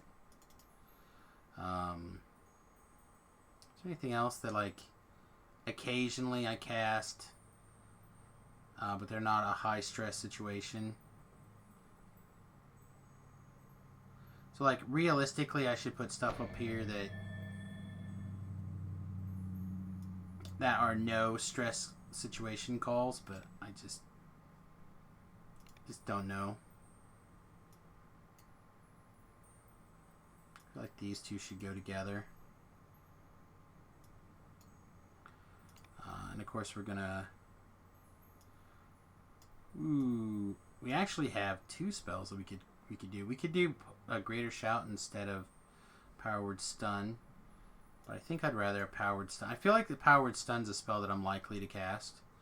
Don't feel like we're going to cast... Oh, I had that on my bar twice. Nice. Let's leave that one. I really don't feel like we're going to cast any of these kind of spells. Nice stream yesterday on the Vampire Dungeon, but you had to miss the end. Well, good news is... do you have any idea when it happened to be played? I'm recording all those, and I will get these eventually loaded up. So what's today? Today's the 29th. So you missed the end of the Vampire Dungeon. Which one's the Vampire Dungeon? Those are all giant holds. In Necro? Did we get the Necros uploaded today? Greetings and salutations, everyone. It is time. No. Alright. So I'll try to get the Necro stuff uploaded over the next couple... tonight, maybe, or tomorrow. We're actually on... Greetings and Tomb of the Forbidden, trying to, like, go backwards in time and get things uploaded. Over on my YouTube channel... I always have to go to my YouTube channel on a different tab so I don't accidentally offend anybody. But over here I have a playlist updated today with 54 videos. These are all the quests through Sealed and Ambered that I have done in this series, and I'll try getting the Necro quests uploaded later today, and then the desert. Giant Hold, including the raid, and then so on and so forth. So it's just going to take me a little time. It takes me about an hour for 7 videos to get uploaded. So I'll try to get through them pretty quickly. So if there's a particular one that you have questions on, hit me up, let me know, and I'll do my best to answer them now. Or you can wait for those videos. Like I said, I'll try to get them all posted over the next couple of days. It's easy to record like 5 hours worth of videos, but then that takes, like an extra 4 hours of uploading, and then it's like, Argh! When do we make time?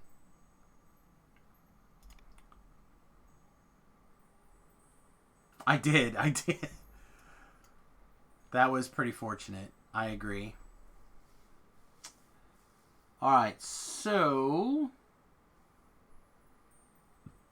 I still think I'm more likely to cast those there. I honestly don't feel like that's changed anything. I honestly feel like this... Well, there's almost 0 chance we're going to cast this Freezing Sphere now. So let's just take the Dispel Magic and put it up here.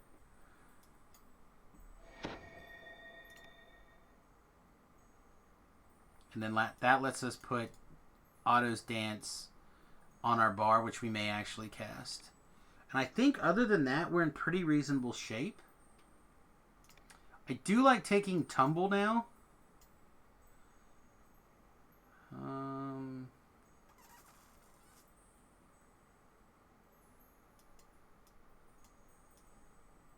I guess we'll start casting Tumble as one of our buffs.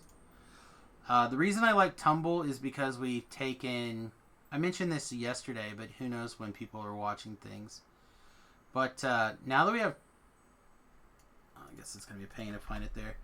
Now that we've taken the Cloak of Night, why blocking in an Undead Shroud, you get invisibility displacement. So now that as we tumble, we're invisible and displaced. So it gives us a free way to like maneuver through the quest if we wanted to and be invisible. You're not silent or anything weird, unfortunately. If we had some more wiggle room, we could add some moves silently and stuff, but it just gives us the ability to move around a little bit easier while we're in Cloak of Night. So I like taking Tumble now. Alright.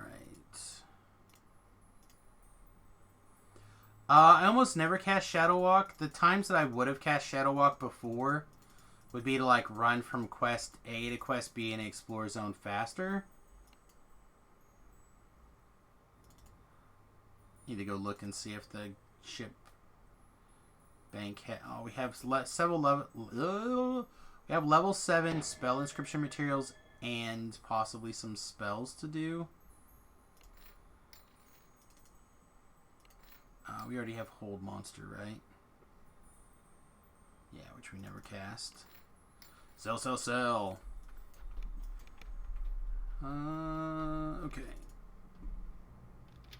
Now that we have a horse, the only reason I would Shadow Walk would be to have to get on my horse. It's like the same to me. The only other time that I would ever use Shadow Walk would be in... Oh, this is not where I parked my car. You know what? Screw it. It's where I parked my car. Would be in, like, the Darkness quest. And we can use a shrine... Or, we can use a scroll for that. Let's disjunct this. And then if we need one in the guild bank, we can leave it. And if we don't need one in the guild bank, we can just throw it in the trash. We're out with a couple of gold.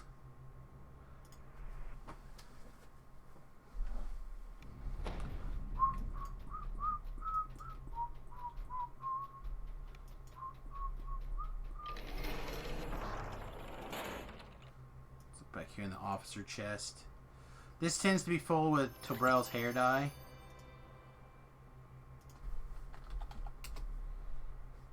Am I spelling bracer right? Yeah. Alright, so no bracer in this one.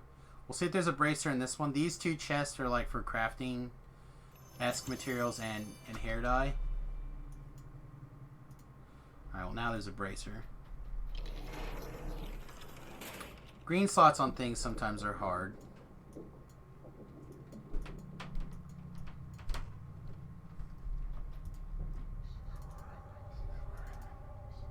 Is it possible to solo Vaughn 6? I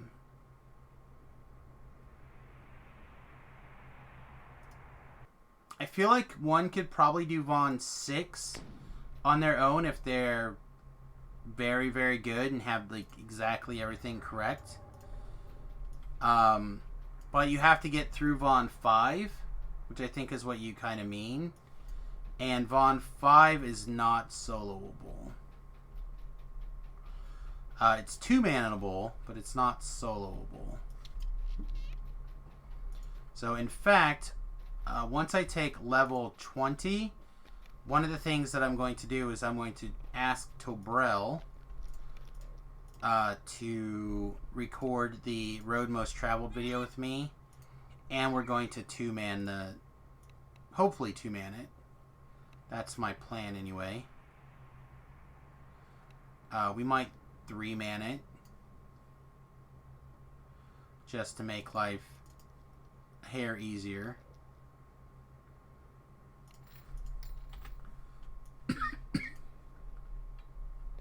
But I would like to short man it with a controlled environment so we can... The stream can see pretty much everything and see all the rolls.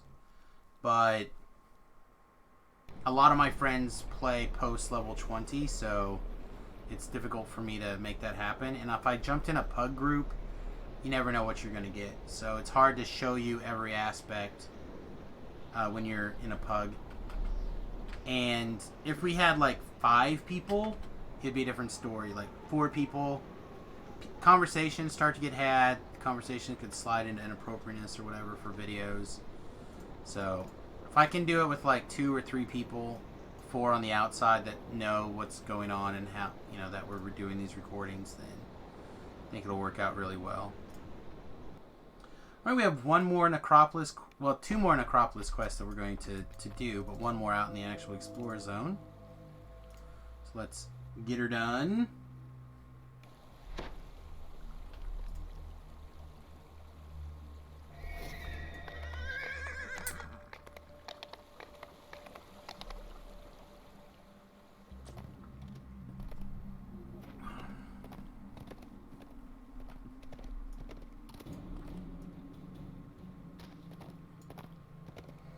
I'm not going to stop and do explorers and stuff like that this life. I like doing those, and I tend to do them every single life, which gives me a little bit more experience to play with. And a few less quests that I have to deal with. Although when there's this, like, an easy to pick up name along the way, we're going to do it. But I'm a person that enjoys doing Slayers. So if I can... do a Slayer, I like to run them personally. You can usually get like a rank and a half out of a Slayer zone at level. In this situation, like I said, we just do not need the extra experience. I'm trying to do as many quests as possible to get as many videos done for you guys. So we're fighting the urge to run around and get all these explorers out here. And it is literally killing me. Because this is like such an easy way to grab that extra experience to get to 20. Alright, any more questions before we get started with Ghosts of Perdition, the last quest out here that we need to do? If not, we'll get started. If there is, we'll try to answer your question really fast.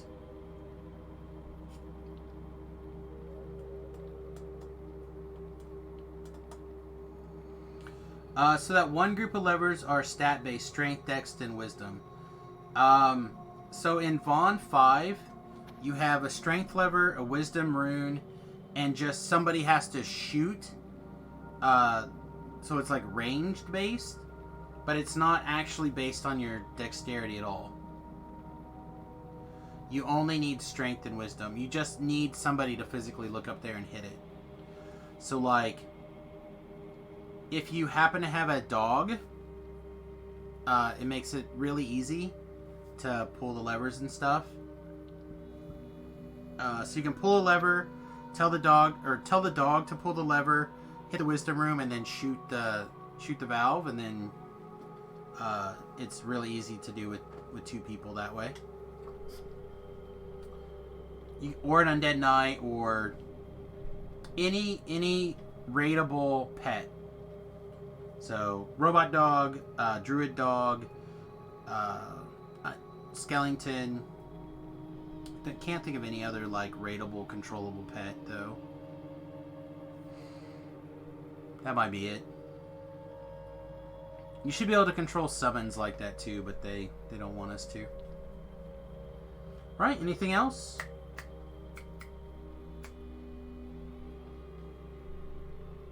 I'm in a pretty good mood, considering I definitely need to go see the doctor. Got doctor appointment now tomorrow. Oh, it'll be so good. Alright, let's get this party started. Greetings and salutations, everyone. It's time for Ghosts of Perdition as part of our Road Most Traveled series. We did have to level to 17. We physically ran out of room for experience, and that's like one of my rules is I'm not going to throw experience away. This is for me to show you how I go from 1 to 20, as well as try to hit all the different quests in that process. So no, I'll bank levels, but I won't throw too much experience on the ground. So we did have to level to 17, which means we are going to take a little bit of experience penalty on this quest, but it's not going to be a million billion. But keep in mind when you're doing this quest for yourselves that you may be getting more experience after watching this video and be like, well, Samius only got X experience. Well, that's why. Otherwise, let's get started. I do not know if it's possible to get the shield chest currently. The tunnels run I know it was bugged for a little while, of woe, moaning lost but it souls may or may not be fixed now. I honestly don't know. Several I hope it's philosophers fixed. mulled I hope that is fixed. I guess we'll find out together. I'll try to do it, but it gets a little weird. Let's talk about these rooms really quick. gather on the ice. So you'll have 3 dudes to talk to on these ice areas, or we also probably should have a different rune arm set up. It should be fire based for this quest, or you what was I saying? Or there'll be like there won't be guys to talk to, but there'll still be an ice wall. And when you have situations like that, that means you have to get your entire controllable party onto the ice together. Which means hirelings, if you have them. Although apparently not today. What is going on? That is crazy. That should not have worked.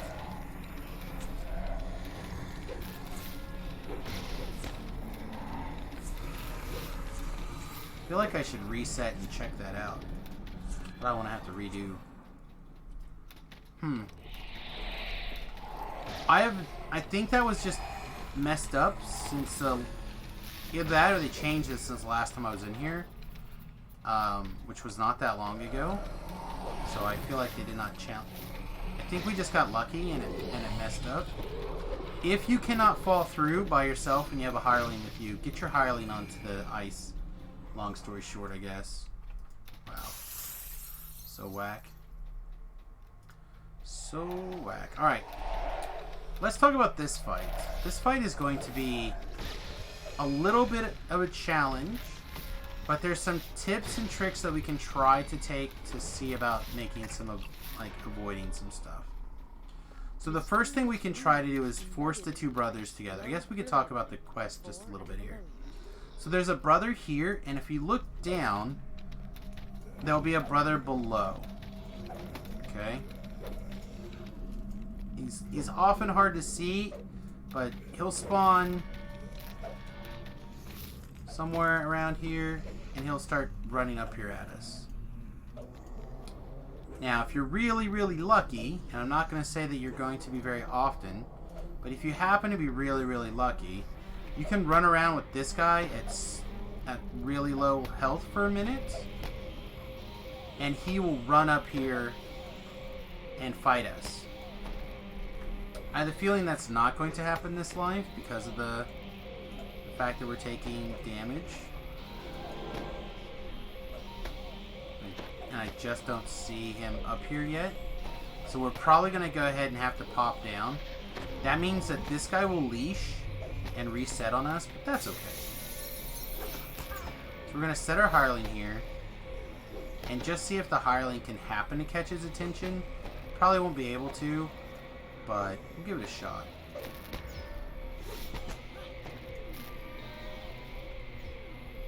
Oh, so close. Getting back on this side. Oh, we found a couple of Reapers. That's cool. I guess these aren't Reapers. Alright, well, we accidentally killed that guy, so no big. Clear this trash then. So what we're going to have to do is we're going to have to go down to the bottom level, clear our way, defeat the bottom brother, and then run up top and defeat the top brother. It's not... It sounds way worse than it is. But on the repeater builds, or not repeater builds, on the inquisitive builds, we'll be able to even start running up a little bit before the brother is killed and then knock the brother out. Something to keep in mind is these Ice Windsors do cast Polar Ray. So if you get like a nasty champ casting a Polar Ray at you, it's pretty easy to get randomly deleted right here. He never came out. You see the glowing rune more clearly. He literally never came out. Alright. So we're going to get basically as far down this hallway as we can. Alright, now we go. But cannot pass on without his brother.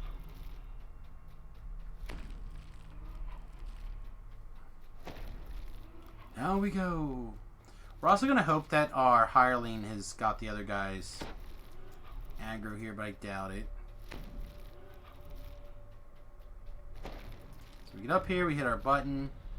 This guy should spawn for us, and we go to town on him. Should be pretty simple. The soul-bound brothers from the Abbot's tyranny If you can't get them pulled together, you'll have to use this sends technique. them to the But afterlife together. sometimes you can get them both up here. It depends on whether the bottom brother decides to spawn and whether or not the pathing allows him to get up here. So I have seen situations where Mephits have been like here in the way and he couldn't get past his own trash mobs. So I've seen that happen before. I've also seen them just like get hung up in the path. But the other thing to keep in mind is that between the two barriers, it's like a time-based thing. The bottom brother has a lot more wiggle room than the top brother. So sometimes you can pull the top brother, or the bottom brother to the top, but you can never pull the bottom brother down. I think that makes sense. And I say never in the sense that if you can pull it off, let me know, because I'd like to change it. But I have never been able to pull it off.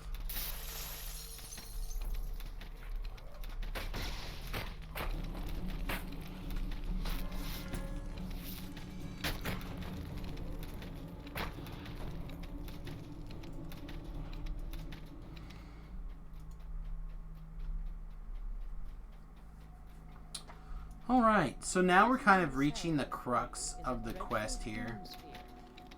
The souls of these giants are bound to the protective seal that imprisons the loser. You have Firewall, this is very easy to just like pull things together and fight them. If you don't have Firewall, then it takes a little bit more effort, but still not bad.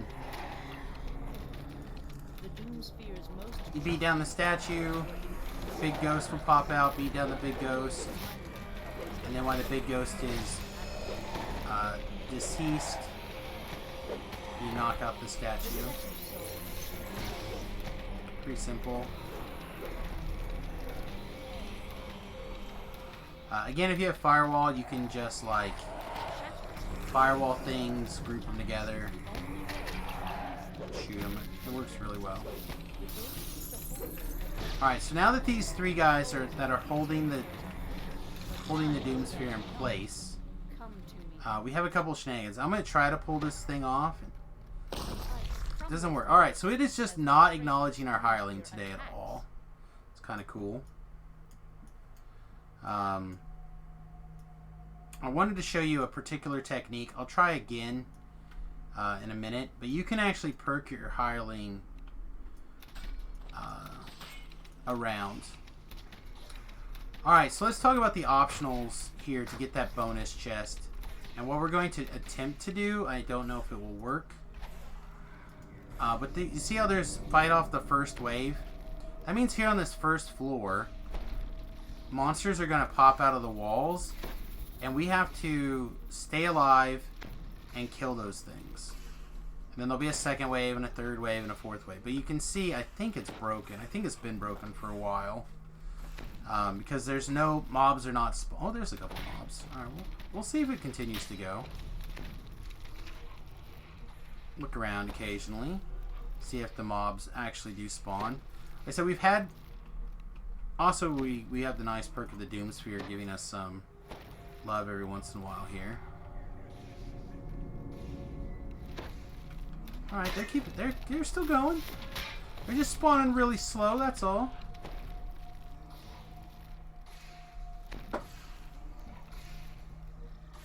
Being in zombie form is kind of nice.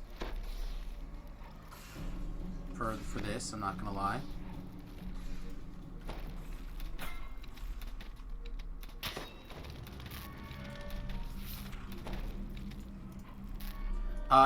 After each wave, or you defeat the Doom Sphere. I mean, you have to defeat the Doom Sphere anyway at each wave. But as you go along, does he count? No. Okay, I didn't think so. Now we've completed that. Now we shoot the Doom Sphere in the face. But as we complete the 4 will fall out. Along the way, there's a lot of different places that you can like auto run or run up against or move your hireling along and get the hireling to like throw a heal on you. If you're a fleshy, one of the things that he likes to do is lower your con.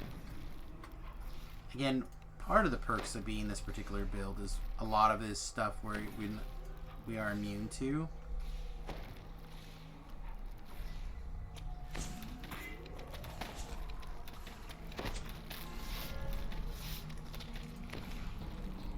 Where a fleshy character could not just stand here.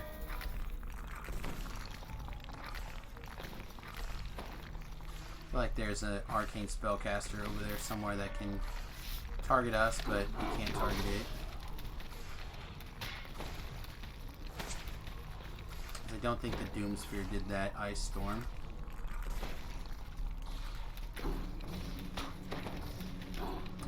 But whenever you knock out the Doom Sphere, the floor falls.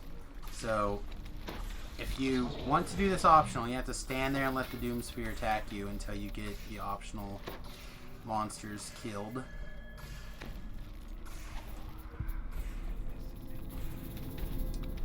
You do have to really keep an eye on your constitution damage. It adds up very quickly and it makes you... oh man, what's the word? Incapable of taking actions. I know there's a word for it, but I can't think of it right now. I want to say disabled, but that's not what they call it in DDO.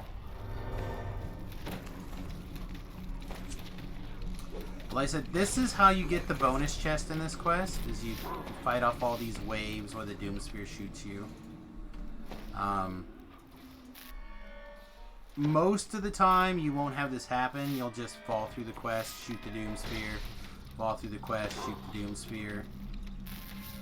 If you do that, and you are quick, you can do this quest in less than 10 minutes. And it is a pretty reasonable rate of return for like 10 minutes of quest. I always like to tell the story of not the first time through here, but one of the more memorable times of doing this quest. I had just met Jerry in DDO. We ran into each other in a Reaver's Fate raid, and I was like, wait a minute, you're Jerry, right? He's like, yeah, I'm Jerry. I'm like, hey, big fan of the show. Like, I've been thinking about reaching out to you and doing something on your cast. And I kind of pitched in the idea of sound concept, and he's like, totally, just send it in. I'm like, all right, sweet. And after the raid, we decided to hang out. So it was Tobrell and I, and Jerry and Xylocent, if you remember the old-timey DDO cast people. The Doomsphere's rage and was we, barely like, contained by the rocked ancient out the frozen rocked out the quest, and we got all the way done, and the quest bugged on us. We couldn't complete, so we're standing there watching the Doomsphere. Everything, we had done all the waves, we had done all the work, everything was defeated, the Doomsphere was like dancing, but you couldn't talk to it.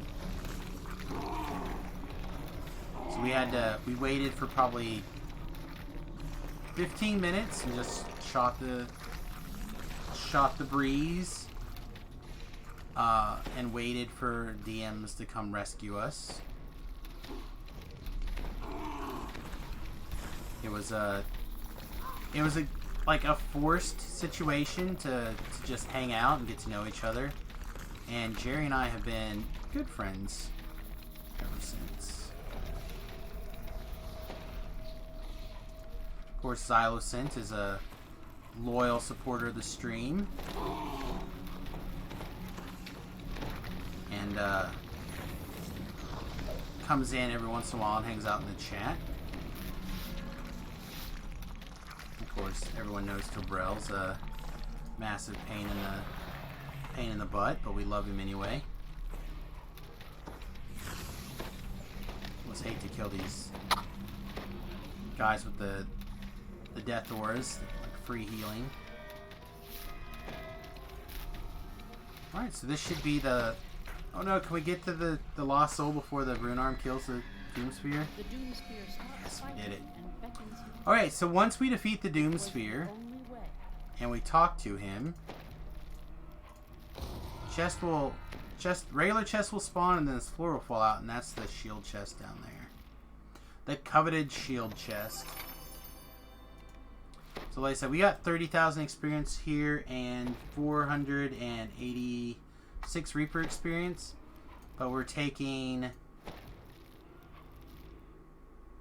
Oh, I thought we were taking an XP penalty because we were not...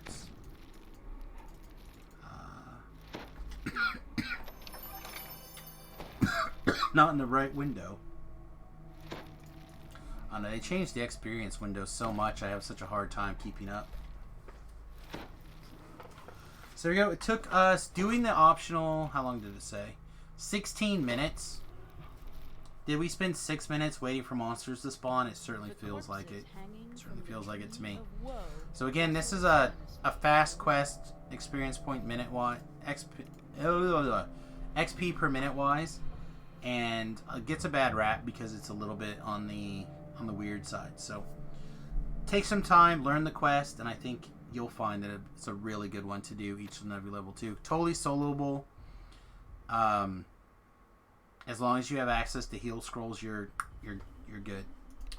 All right, boys and girls, cats and dogs, children of all ages. I think we're gonna call that a video. If you enjoyed it, please hit the like button, and if you would like to leave a comment, I do read those every time, and it makes a big difference for me knowing what else you guys might need to know about in these upcoming playthroughs. So please leave the comments, and as always, we'll see you real soon. Toodles. All right, let's grab these end rewards and let's do a litany. Love litany. Love litany a long time.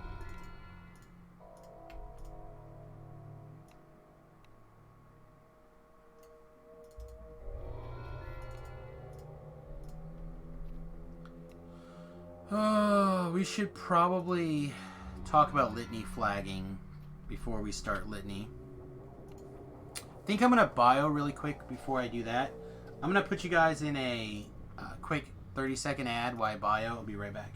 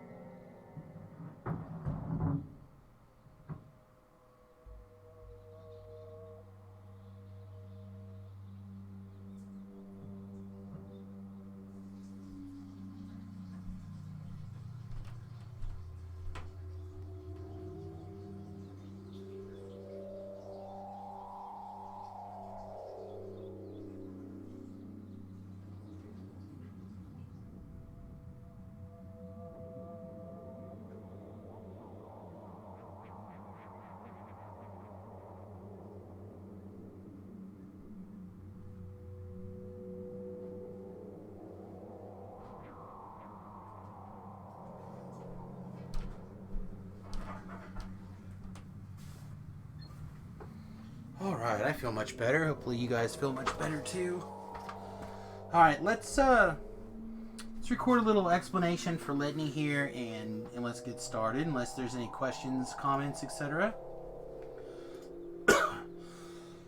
I'll give you guys a couple of seconds to hit me back if there is any questions, comments, etc. here. Also give me a second to double check my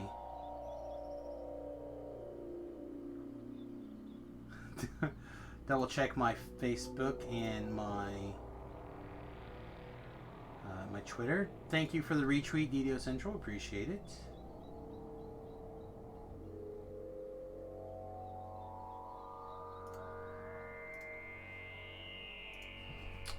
All right, no one has thrown any comments in here, so let's get the party started.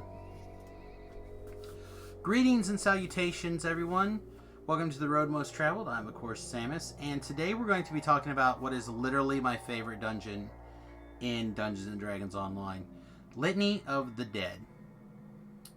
I wish I could tell you why I love this quest so much. I have the feeling it has a combination of the fact that there's so many different endings. It's incredibly fast experience if you want it to be.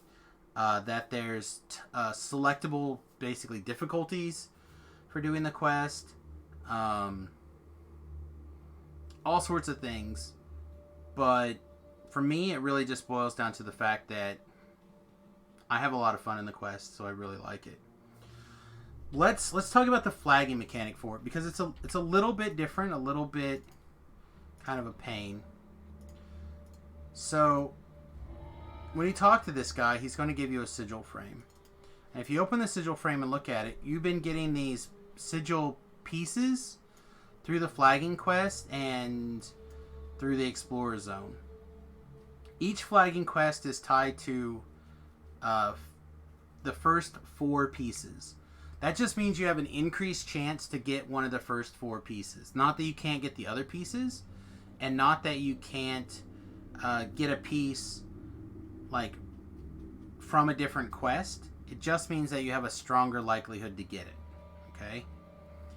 And then there are 4 random generated pieces, which means you can go through the quest and you can get a random piece. In this case, the only piece I still have left on me is the piece that I just got from Ghosts of Perdition. I threw the rest away, and it's a random gen piece because it's not one of the first 4. So you can also get these pieces just by doing the Explorer Zone, but doing the quest will guarantee you'll get a drop. Not that you'll get a new drop, not that you will get a piece that you need, only that you're going to get a piece. There'll always be at least one for you in each in chest. So if you're looking for particular pieces, it's always nice to have a little bit of help. Now, that being said, once you've completed your sigil, I can't open it. It'll look a lot like this. Okay? And once you've completed your sigil, you re-talk to this guy, and he'll advance your quest, and he'll give you a completed sigil permanently. So once you've flagged, if you decided TR or whatever, you can come back to this quest without having to redo all the flagging. You don't have to go regather these 8 parts every time. Now, once you've gathered them once, you're done. And you can just come back, talk to this guy, throw the other junk one away, and talk to him again and do the quest. So, if you're like me, I love Litany, but I don't always love these flagging quests. Have a good night, Rhett. Which means that I will almost always, every single life, regardless, I'll come over here and I'll do Litany, just again because I love it. Which means that I sometimes will do all the flagging quests, and sometimes I won't. It just depends. So yeah, now we're going to go do the flagging quests. Or to do Litany. And Litany in and of itself, why it has a flagging to do it, right? You have to complete the sigil. It in of itself is also a flagging quest. And what I mean by that is you complete the quest. There are 4 optional endings that you can do. Once you have done each of the 4 optional endings, then you are flagged for the Litany raid. At least in Heroic. I don't know anything about the Litany raid in Epics. I know that there's a flagging mechanic for it. You have to basically like redo the quest. But as far as that, in Epic mode, but short of that, I don't know if there's any additional flagging mechanics to it. Like I don't know if you have to come back in here and do anything on. I don't think so. I think you just have to redo the Epic versions of the quest.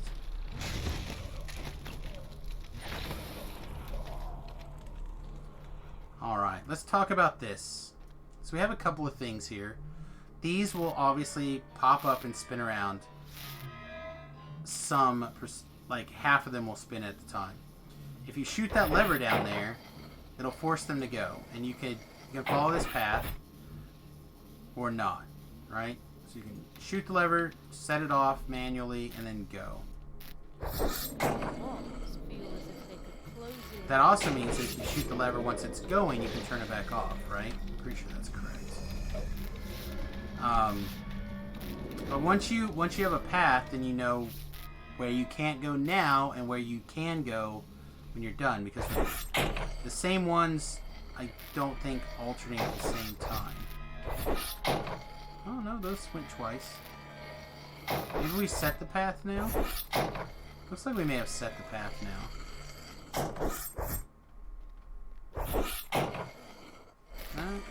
Took damage on that one. I don't know.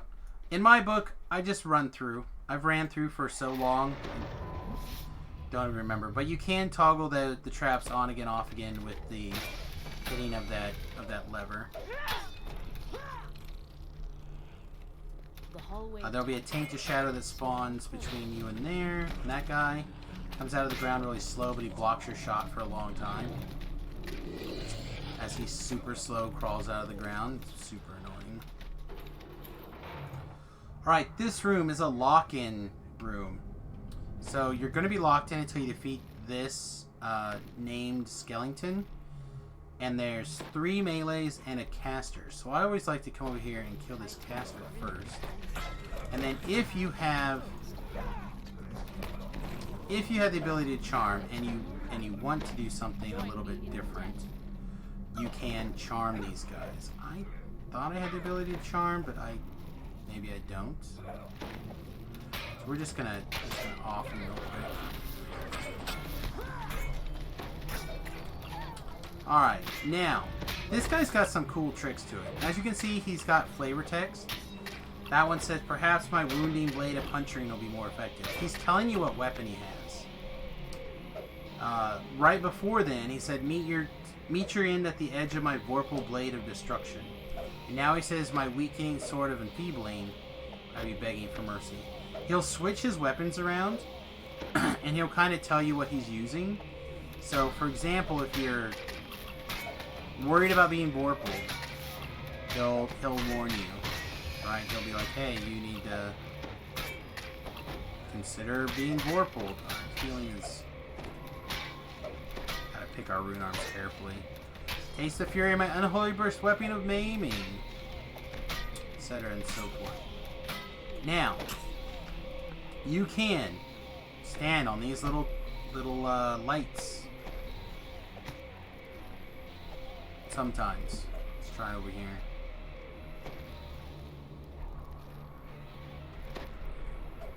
It is a very teeny tiny little spot, but you can jump up there. There. And you can shoot him, but I usually am not a fan of that particular tactic. I'd rather like run through these pillars and kind of just make him run back and forth if I need time. But if you're in a situation where you just need a minute without taking damage to get your heal scroll off or something, it's a good place to go. Watch your stat damage again. A lot of his weapons are stat damaging weapons.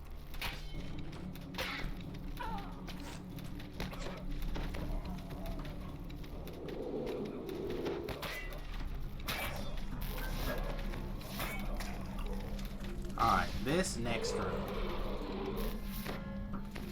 This next room is one of the reasons I used to really love this quest. Glitter at the end of the hall. And we're going to see what we can do here. The floor vanishes as you drop into an ambush. But back in the day, you could come over here, pull that lever and go in stealth mode, and you could wait this whole room out. Okay? But as you can see, now that they changed stealth, these guys are going to be trying to... Every time they flash, they're rolling a new search, right? On you. So I'm going to go ahead and shield lock, which will give me the ability to have my Cloak of Night active. Now this guy has walked over here, and he's much closer, so he is far more likely to see me. But because Cloak of Night is giving me an additional, I think it's 5 to my hide, we might actually be able to just stealth through with that guy. If a Reaper spawns, you're probably spotted. Just like hands down.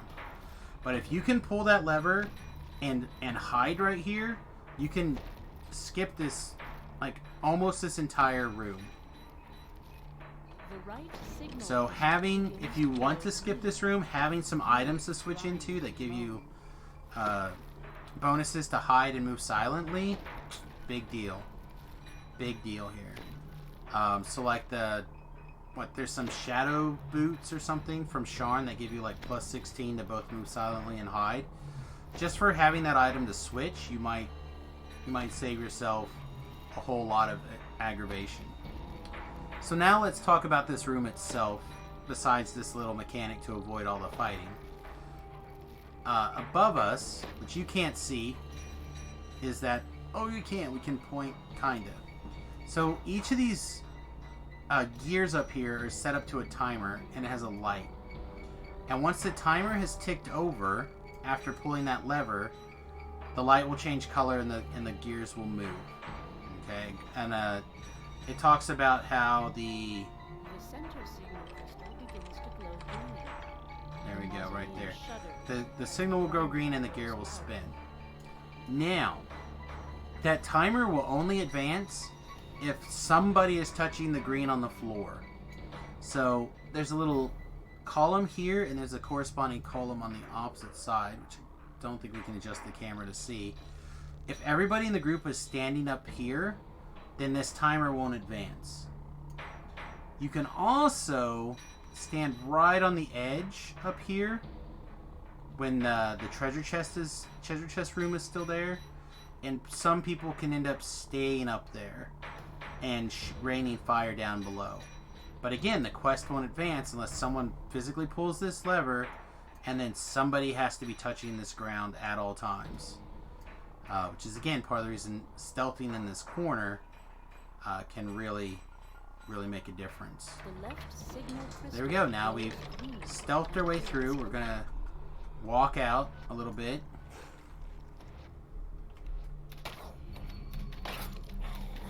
Some amount of this trash is gonna see us from that room, and that's totally fine.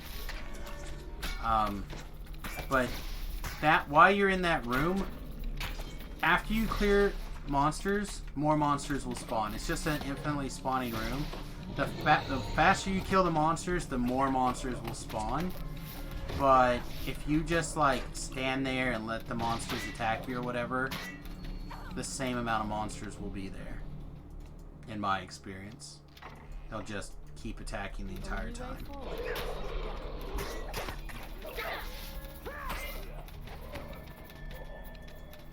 Alright.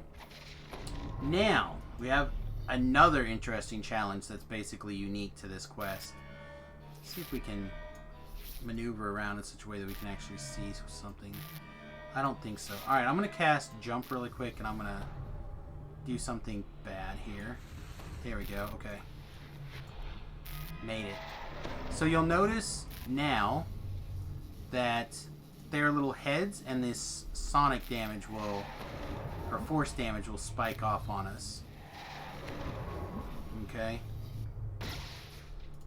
Basically, what that... Why am I healing myself when I have a healer right here? Basically, that's pseudo time based, And people don't like this part of the quest, but it's very simple. I would love to tell you how to do it, but you're just going to have to watch. So what I will do is I will go full screen here. Right? So it's just you, me, and the game. And I will do my best to go through this as automatic as possible, but also as slow as I possibly can without taking a ton of damage. I will not be able to see my life total until I take damage. You don't want Featherfall. You do want to go fast. But you just be patient and realize that The air grows cold and thick. if you Descend deep. if you get in a hurry and worried about it, you will make a mistake. But if you're calm, you can just ease right through it. See, we didn't even take damage. Right? It's just a nice, easy, relaxed run once you kind of have an idea of what's going on. Party waits the dragon. He leaps Okay, forward. now, Who dares disturb my favorite part of doing Litany is advertising for my friend's application here. So this is DDO Puzzles by my guildie and friend Grimoire. You can find it in a Windows store. You can find it on the Google Play Store. I don't honestly know. I have a Google phone, so I can't tell you if it's on the iPhone. I don't remember if it is. I don't think so. Maybe it is now. Finally, I don't know. But as most of us play this game in Windows, you can find it here. It's just in the App Store. You can just go and download it. It's called DDO Puzzles. And what it is it's a series of... It's basically just a data correlator from the wiki with like walkthrough, how to go through the pit, for example, and a quick reference. Like here's Lessa's and Clankenbeard's The Pit, which is how I do the pit, basically. It's got the rune wheels and all the different quest area. It's got how to do the Crucible Maze. It's got a bunch of really useful referencing in it, including the litany questions. So I just pick one of these at random. It really doesn't matter which one. I normally do the High Priest of All because I like it. Or Cinderspawn because I dislike it. But today let's do Mintal just for a change of pace. So all of these questions are all the answers are based off of the monster's alignment that you want to go see. Okay? So Mintal, for example, is chaotic good. So every time you have a question, you have to answer either the chaotic question or the good question. So I'm just going to turn this off and put this over here on the second screen. And we're going to basically just follow the question and answers as we go through here. So he's going to give us a thing, and we're gonna ask away. So, what group do we want to seek membership in? Silver Flame. Join forces. What do you say? Never. You're a scourge. That's good. If something has heat, it should be left as it is, and he should deal with his hatred internally. Right? Let's see. Agreed to help the Black Abbot because he was the only one who could save his daughter from the illness. In exchange for saving, you have to have eternal service. That would be... I would do anything to save my daughter. Again, good. And then here it says, Vol wants the litany, but if you find it, what would you do with it? Again, the good answer is destroy it. What are your thoughts? And actually, the answer is I wear it. But what are your thoughts on Mintal? Using his artificing skills to make Flesh Golem is ingenious. Had you been buried in the High Priest when the temple was desecrated, we would have ransacked the temple for anything I needed to stay alive. Chaholth, or however you say this, disobeyed. We would broken the arrangement as quickly as possible. Now we're in the chaotic side. If the Black Addict succeeds, what was you basically doing? Forget that. It's not my fight. Again, the chaotic part. What do you think about this guy's betrayal? Let's see. If the Black Abbot offered him a better deal, can't blame him for taking it. Again, chaotic. Rebel, chaotic. They lack intentions. Or sorry, no, they lack free spirit and a good heart. Chaotic. More chaotic is brass or bronze. And then we're going to let the adventurers pass and aid them in their battle. So now we're back to good again. And we want to go to Mintal, the flesh maker. There we go. So again, I took the time to read all the questions. If you just, again, you can do just answers, you can do questions. I like just answers. I like how she has color-coded the beginning as far as it takes for the answer to be unique and recognizable. So, you know, you can just rattle through this in 40 seconds or whatever. So I'm a big fan of having that reference on hand. All right, what did it take? That was technically the quest. 15 minutes. It's a really long run for me. This whole quest is super fast. If we can stealth through that room, we get the devious bonus, which is really nice. If you can't stealth through that room, then you don't get a bonus in particular. But like I said, this is the first half to what is essentially an entirely another quest in an optional. So, sparkly table means click on it. There's nothing of interest on this table. But as we go around this quest and we do the optionals, after we defeat a boss, a mini boss, and we come back in and do the quest again, there's going to be an item on the table for us to get a little extra help with. So, I'm going to go ahead and pull up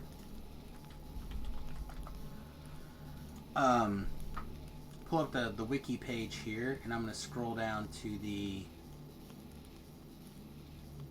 items, just to try to like remember which ones do what, because I don't want to tell you incorrectly. But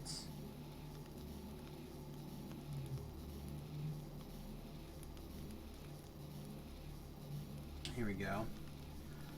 So like, for example,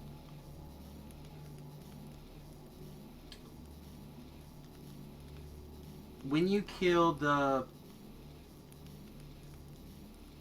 Samius, right, the fire undead fire elemental, he'll drop a cold fire.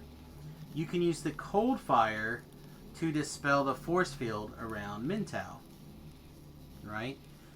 Now, if you have there's like when you defeat Mintal, you'll get access to a dolly. I'm trying to find the list here on the wiki, but I just don't see it.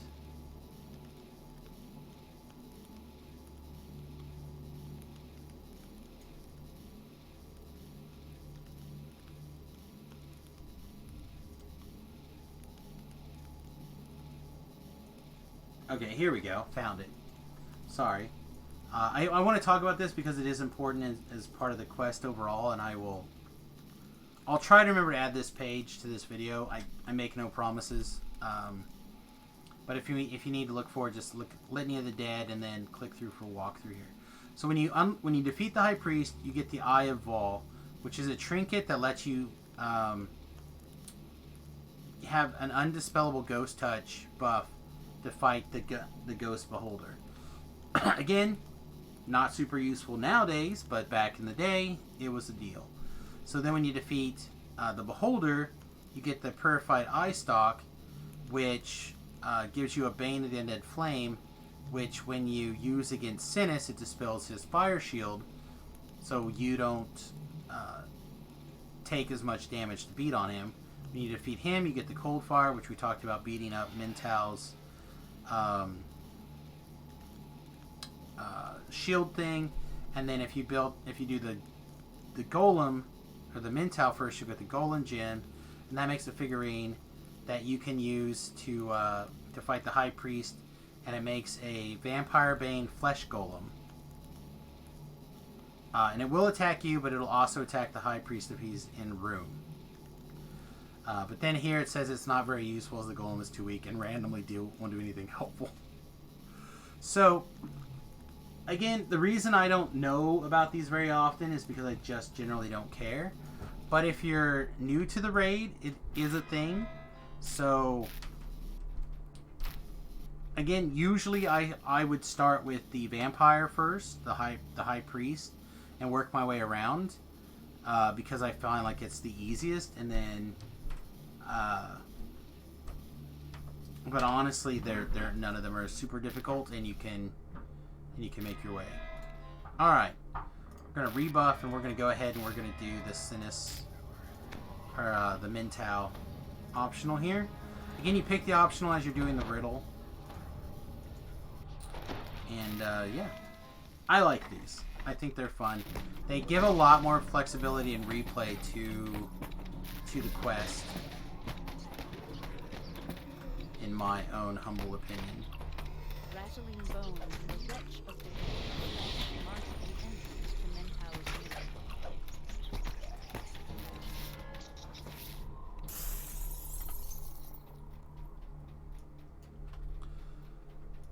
Along the way, there are lots of little like mini optionals.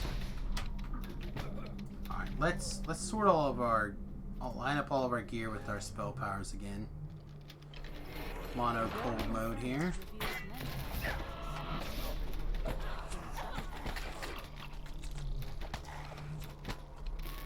Remember, you don't want to lightning bolts, flesh golems.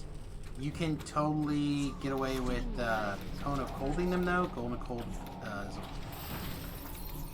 means they take less damage, or they move slower and deal less damage. And Lightning Bolt is like casting haste on them.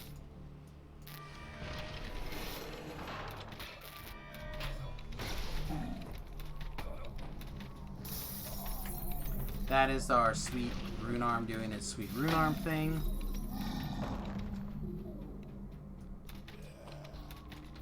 Alright, so here is the first, like, interesting bit about this quest, or the variations, the side quests.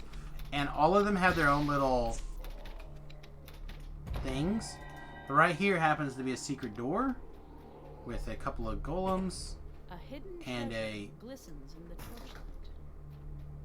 Okay, one golem, one mummy, and a treasure chest.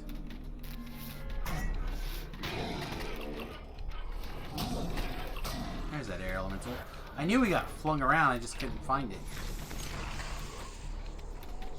It's a hero soul, huh?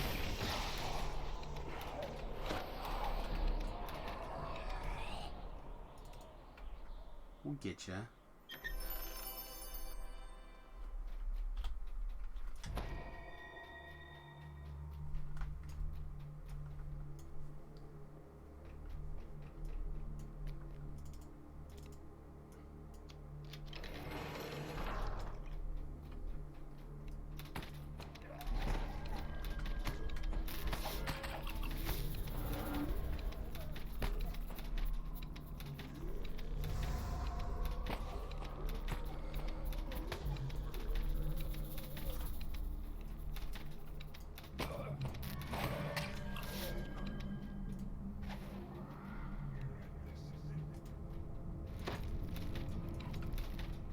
Rats might not aggro on us today.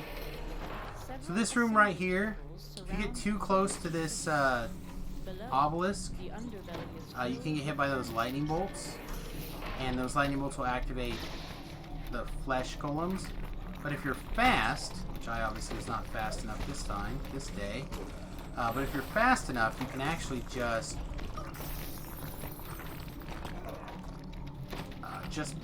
run through that room, and then they won't even recognize that you were there. They're too focused on the shenanigans of making making the flesh golems to notice that you were there.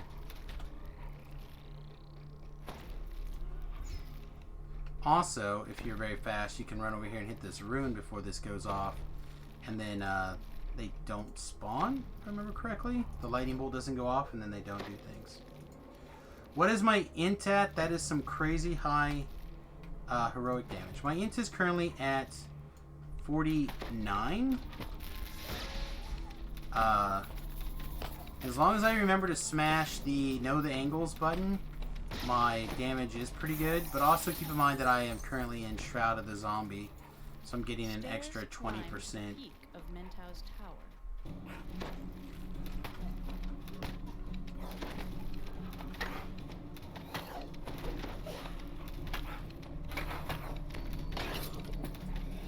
We're also using a rat catcher at the moment.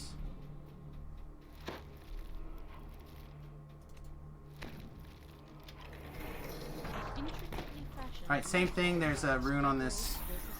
So get this pulled. We were not fast enough. The lightning bolt did still go off, so golems still got up. But if I was quicker, the golems would not have gotten up. It's not a long delay.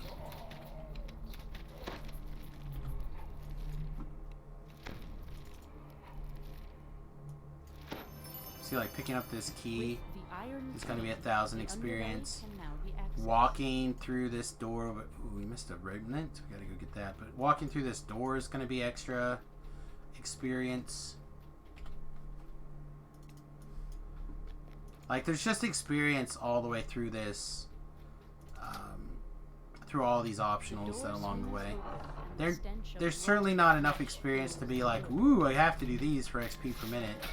But it gives you a little bit extra bonus since the quest finished, like, before we even started this optional.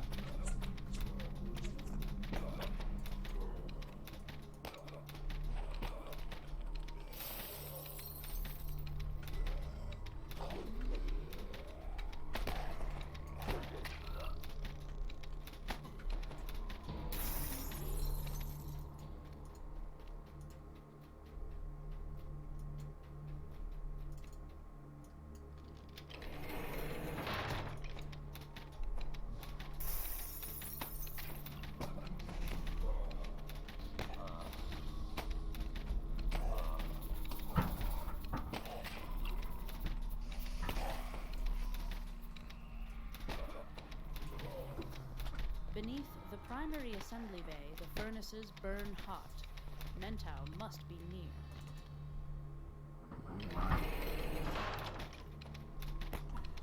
So we're at the next kind of interesting thing that happens in this quest. Pretty much. Right around this corner, and basically, there's a little...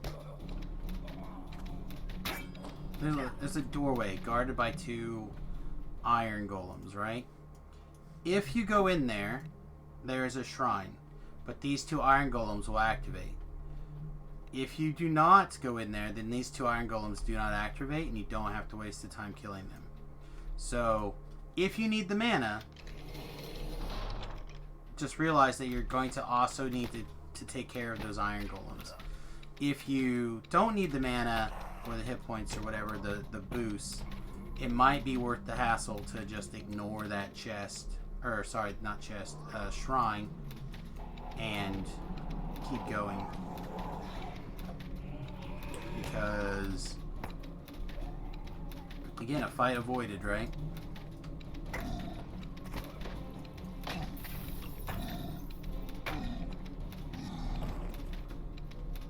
I feel like there's air elemental right there.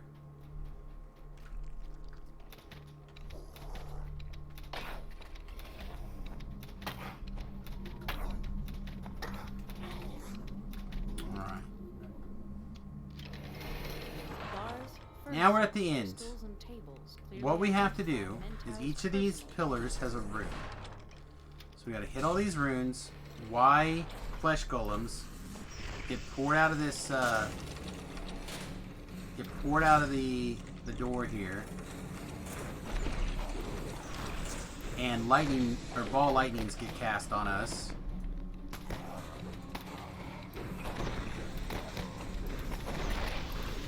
Which, of course, give the flesh golems the same perk as like any other lightning spell or whatever. It gives them like an equivalent of a haste. But once we light up all these runes, then we can come over here and turn on this lever. In a second or two after we hit this lever, we're going to get thrown in the air, and we're going to land up here and fight Mintow. Now, while we're in this field, we cannot cast spells, and we're going to take a little bit of damage. Destroy the crystals. Free me. We got to pull this lever while we're still up here. I think you have to pull that lever. Maybe you don't have to pull that lever. And then you'll get the sweet chest, shield fragment. This is the chest where you can get like the awesome end rewards that only come out of Litany.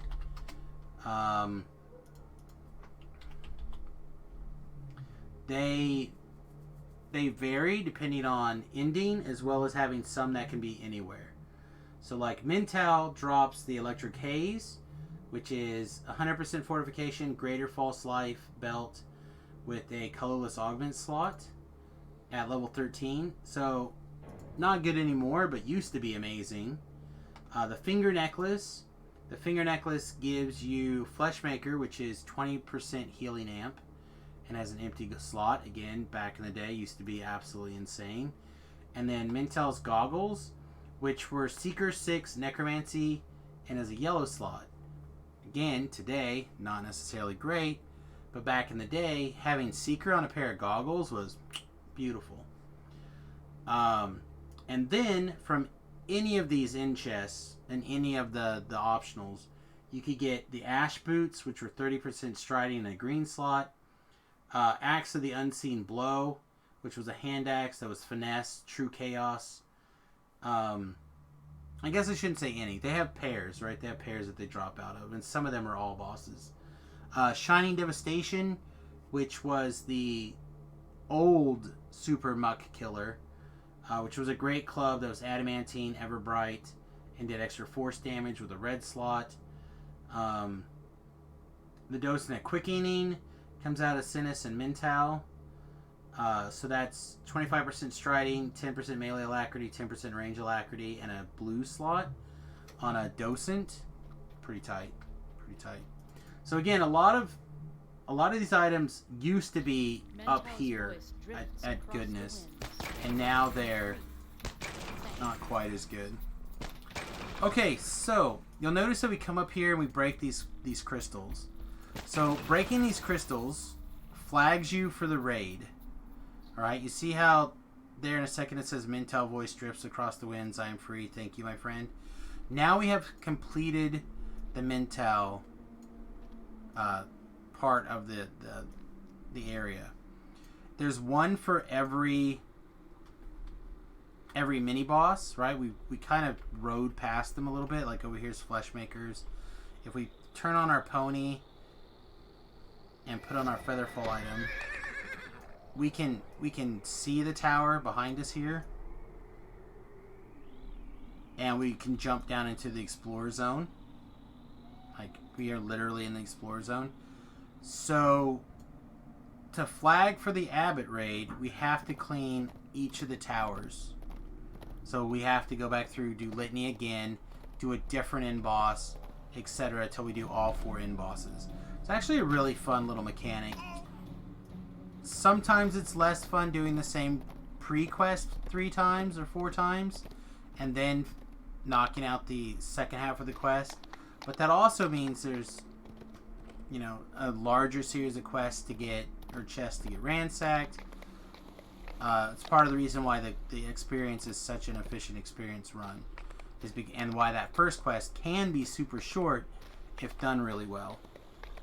So again, it's one of the reasons I love Litany. It's my favorite quest in the game, and I hope now that you've had a chance to kind of see it through my eyes, I hope you guys love it too. All right, if you have questions, comments, etc., leave them in the chat box below, and of course, like this video if you can. I really appreciate it, and we'll see you real soon. Thanks for watching. Toodles. All right. Alas, no end reward. I don't think, right? Yeah, no end reward. Alright, that's delicious. Rank 87. Fresh level 17. Oh, not super fresh, but semi-fresh level 17. So what do we want to do next?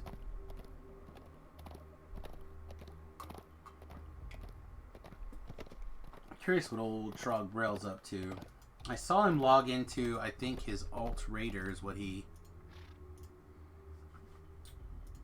referred to him as. I wonder if he's streaming. Doesn't look like he's streaming.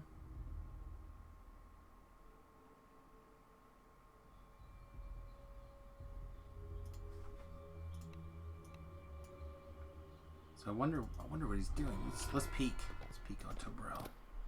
Oh, he logged off 52 minutes ago. That's no bueno.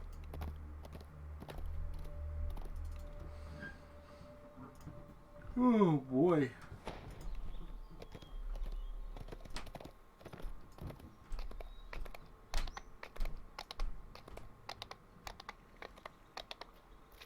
I feel like we need to take a good look at what we should be doing next. But instead, I'm just like reading my Twitter feed.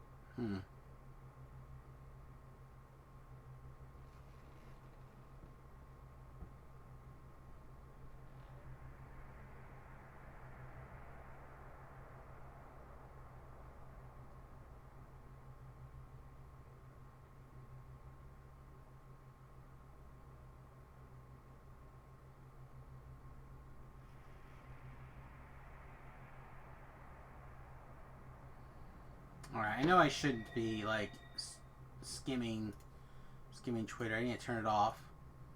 But it's so hard sometimes to let it go. All the shenanigans. Alright, turned it off. There's nothing going on. We've over... Alright, surely one of these spells that we randomly have gathered is level 7, right? Cloud Kill I don't think is... Whoa, not that button.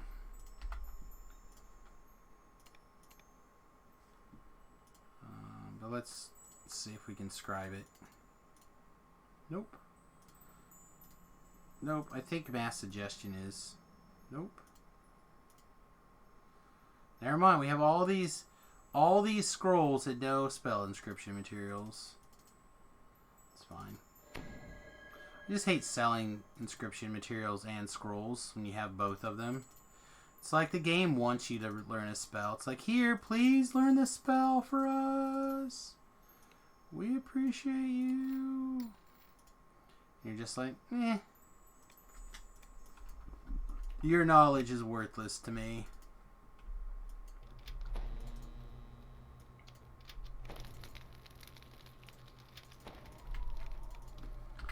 Alright, let's take a look. What do we want to do? So many choices. Oh my goodness. Of course, we're at Sharn. So many people get to 18 and just Sharn to the end. Right? Just Sharn to the end.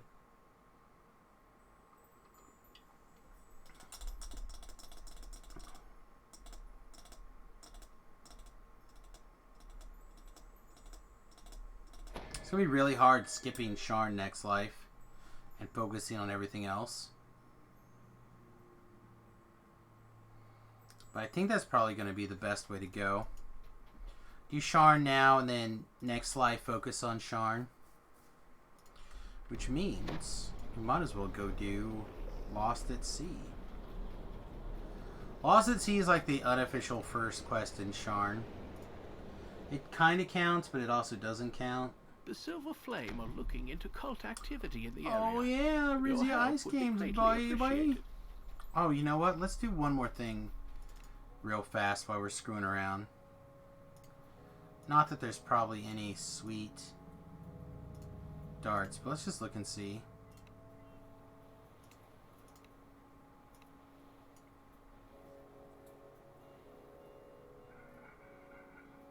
Okay. I was hoping there would be like a really awesome random gen like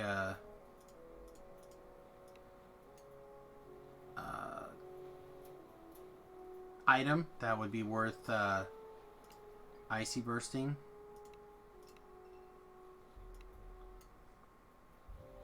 So I always try to keep an eye out for super low level like Vorpals, super low level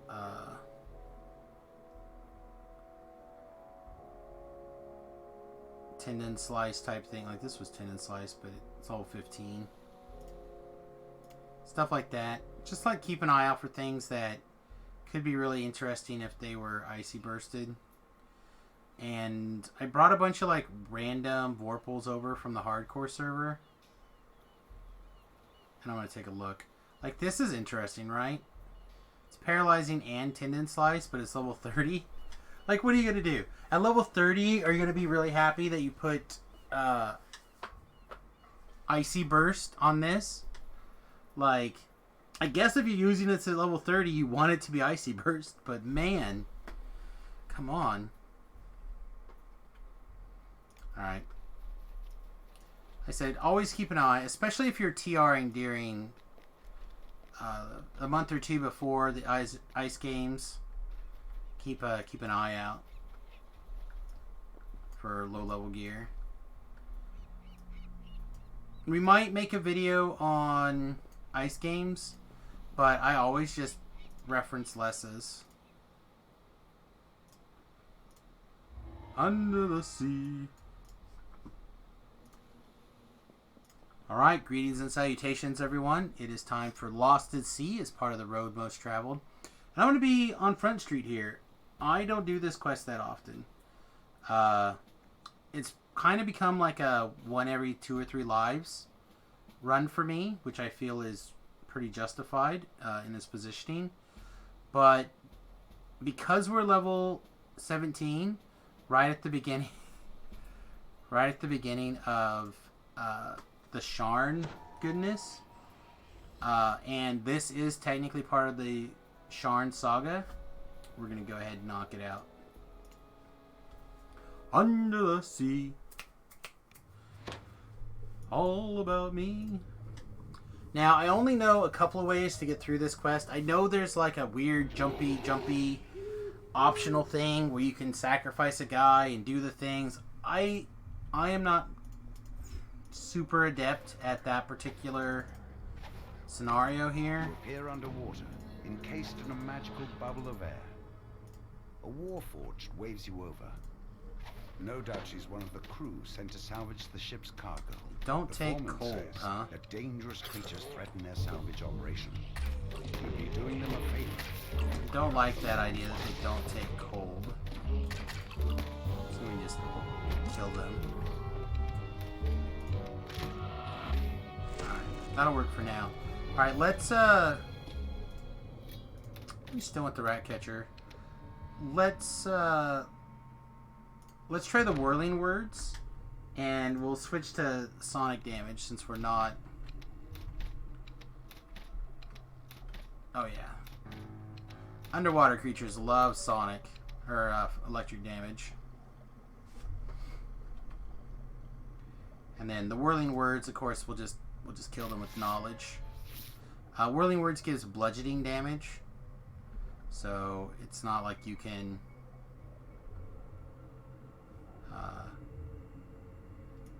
You can ignore that. We're walking around this way because there's a little optional by walking up through the middle of this ziggurat over here. And water near I'm all these about ruins free churns experience violently, that doesn't creating take unnatural eddies. a bunch of Something extra nearby time. must be causing these dangerous currents. Now that this ritual site has been dealt with, the Sahuagin can no longer Alright, so use now we water have to go over currents here to sink the nearby boats. ships. Hey, Thoughtgar, welcome back, buddy. Glad to have you.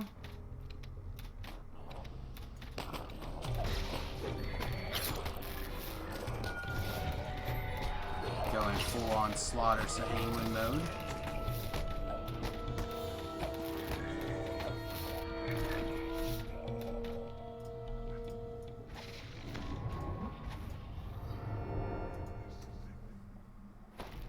You Alright, so found now we the gotta go sunken ship, touch the but boats. there's no sign of Vaught's cargo. The Sahuagin must have hauled it away. Fortunately for you, they left a trail of debris leading away from the ship when they stole the goods. And just have them swim at us, bro.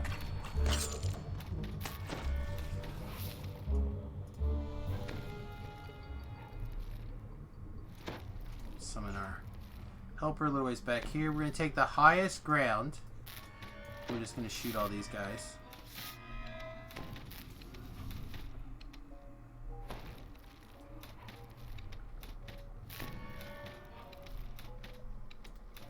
Not gonna screw around and try to do anything cute. We're just gonna shoot them from as far away as we possibly can and have them come at us.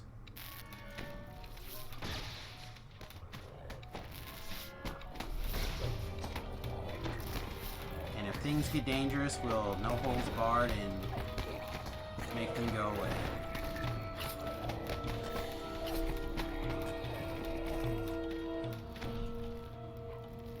In my book, there is zero chance to take any risk unnecessarily right now.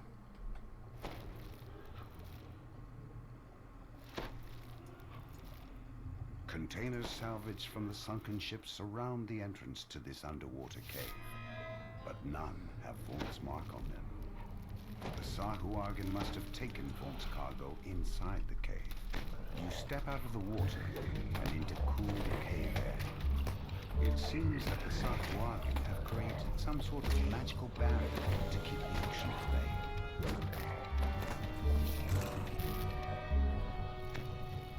Alright, so again, I know there's like another way around this quest. Besides the way that I'm going to take. The way I go is kind of like the brute force method. The other way is like a lot of jumping and fighting wind gusts and squirreling around. I just, A Sahuagin I don't know, standing I'm not atop about rock that high life. above sounds the alarm. Alright, come up here, take again the highest ground we possibly can.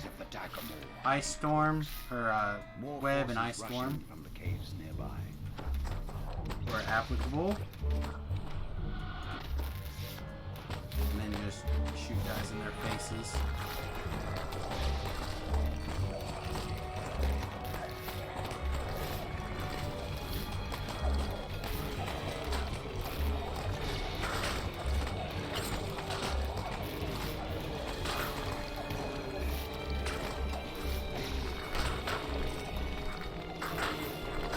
They can hurt us. Most of them can hurt us.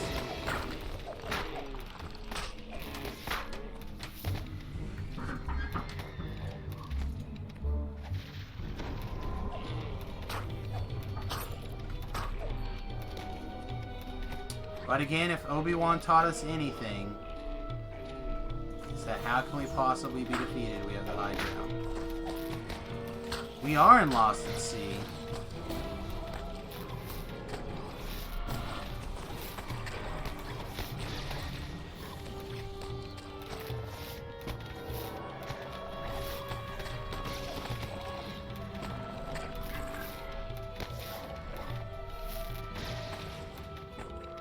Wilson.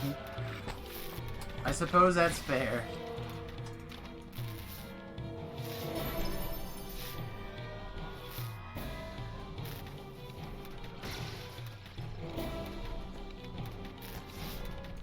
Give this guy the power of all the knowledges. The Sarwagan ambush was fierce. You've survived it handily. Right, so we, again, like I said, we brute forced our, hey, I found the word, brute forced our way through. Here's a shrine that we're not going to worry about.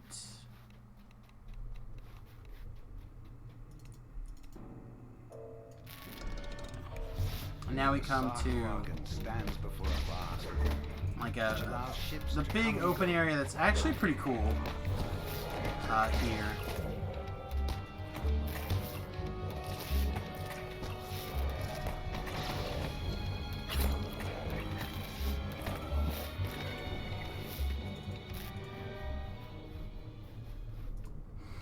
So you're at your big cave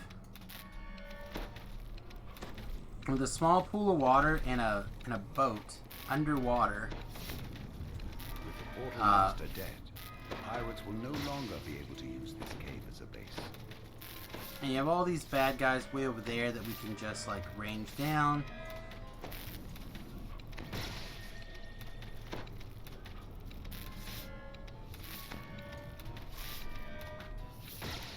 Power of knowledge. Look at the books go.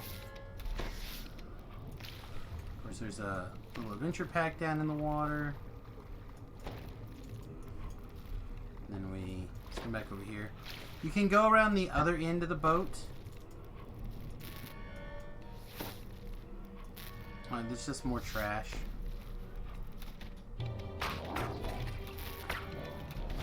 But you can melee everything, so pick your poison there, I guess.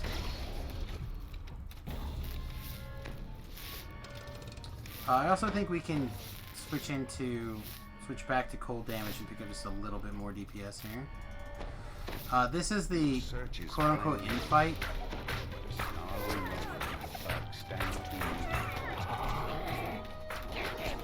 So get your machine guns lined up. People back in Shan are bringing plenty to steal.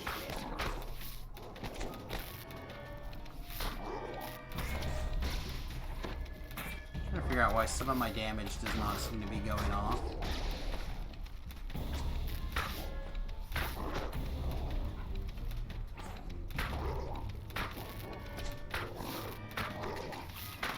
Like I'm seeing animations, but no fire. Alright, so here's the loot. There's some pretty cool stuff in here. Not today, not for us, but a couple of those things. And then here's the item for the end quest. You've recovered the end reward. mysterious Pretty shipment simple. at long last. And you can take this escape portal, and it'll take you to that beginning of the cave that we were at before. So if you ran past all these monsters into the cave, they'll be sitting out here waiting for you. But if you cleared like we did, then there's no reason to bother. But also, there's no reason to bother generally to escape unless you have a bunch of mobs angry. So that's Lost at Sea. Short, simple, quick, easy. 15,000 experience for, looks like just under 10 minutes. And yeah, it's just a sweet little one. The first part, the kind of introduction to Sharn, and you'll need it for the saga unless you're a VIP and you can skip around. So, alright, I hope you have a great time. Thumbs up the video if you can, and we'll see you next time. Toodles. Alright, that is not the button I wanted to push. Let's teleport to Sharn here. So how is everyone while we're screwing around? Waiting for the monster of ear damages.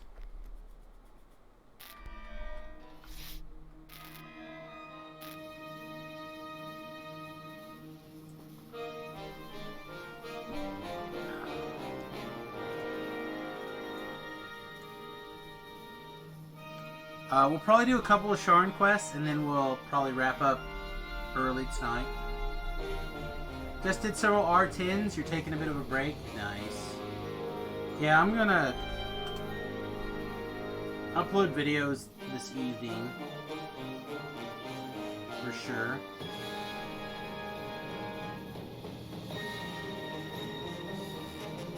I also need to probably spend a little bit of time trying to assemble some changes to my Frontier deck and make it modern, standard. I just don't think I want to fiddle with it tonight. I just want to get those videos uploaded, and those videos are going to take probably 2 hours at least to get all the way through them. I flashed it earlier, for those of you who may have missed it, but I have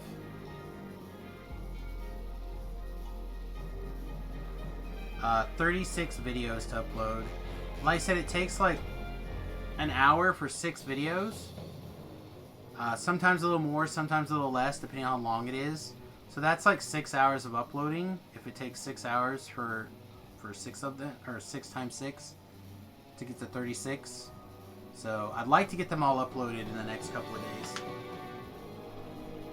But I don't want to sit here for 6 hours and upload videos for just 6 hours. I want to try to get the TR done before the update.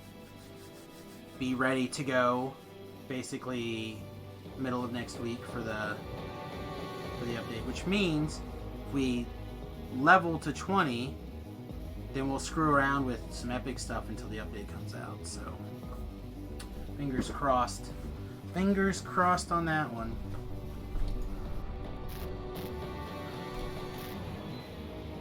Yeah, you watched some on YouTube the other day. I'm trying to get that channel to grow, so if there's any other content you would like to see on YouTube, let me know. I'll probably also, sometime soon, I'm going to try really hard, instead of taking a nap at 2, which tends to be the case because I don't sleep in the evenings very well. What I'd like to do is actually start getting in a recording schedule again, where I record either like Pokemon Go with Remington, not Pokemon Go, the new Pokemon Go game with Remington, Sword and Shield, or like I record a Factorio, I start a Factorio playthrough, or a couple of HOTS matches or whatever, and try to get in a recording mode. So I'll stream until 2, eat dinner or breakfast at that point, eat something, and then record like half an hour, 45 minutes to an hour worth of videos, post them, then take a little bit of a break. So then there'll be YouTube exclusive content, and try to build that YouTube channel. Why I can't go out and work on the bus. On days when I can work on the bus, I'm going to work on the bus, but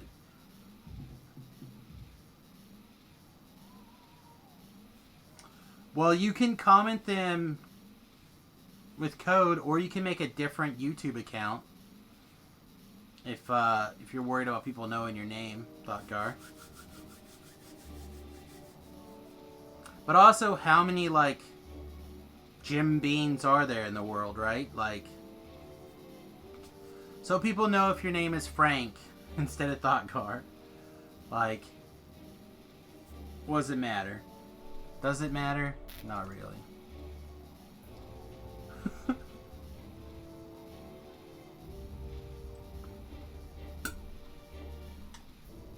All right, so let's rock a Sharn welcome here.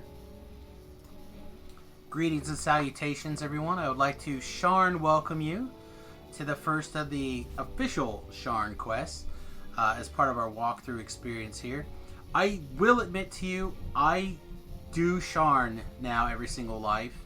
I've gotten away from some of the previous grind that you would normally do, and I really like the Sharn quest for this level range.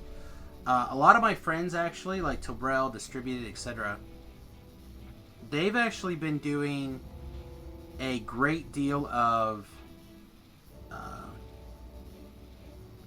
like iconic lives, right?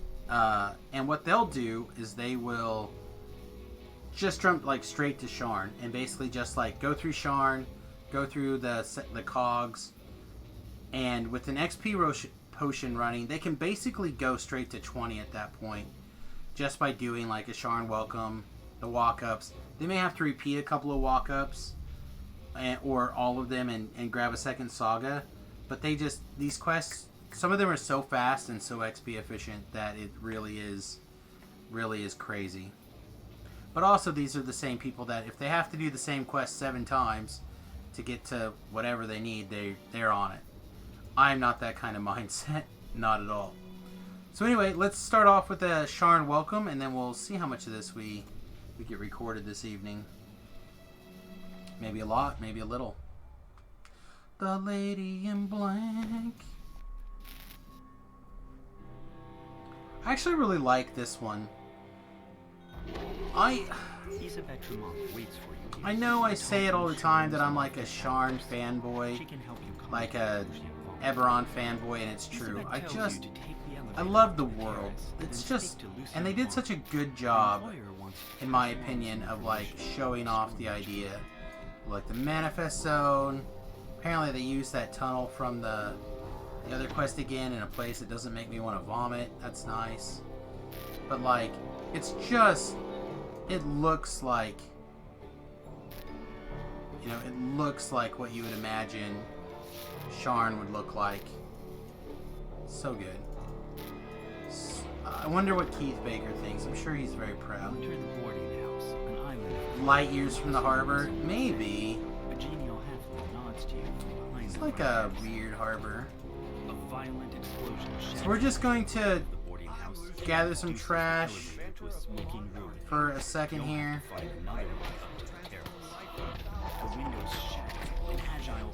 The dancing ball and shoot guys when we need to.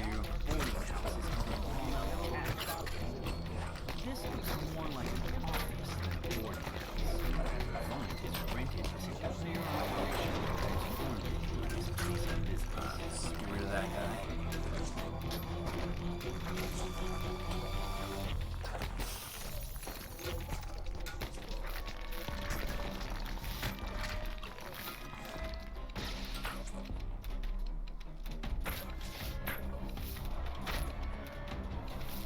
Oh yes.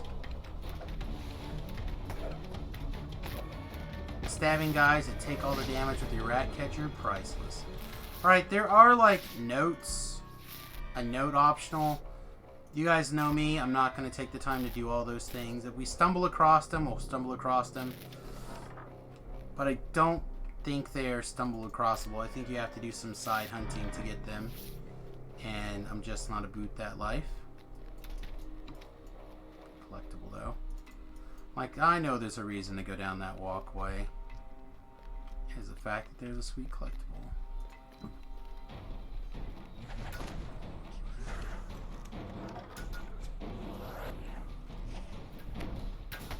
Right. Let's get an ice storm running. Let's get a dancing ball running. Let's get a web running. And then let's just shoot this whole room to death.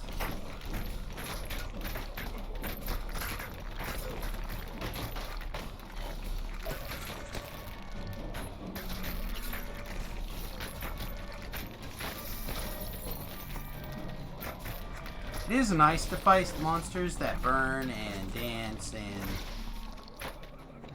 the toughest part of the Sharn monsters is just such a large variety. The time that comes with the 10-year anniversary is at +8 to all. Oh, what do you think the tome is gonna like? Nah, I don't think we're gonna get like a big super tome. I'm sure we're just going to get the same anniversary event that we've had for the last couple of years. With the same stuff. I'm hoping they add at least something cool item-wise. I'm afraid they're just going to add a dart.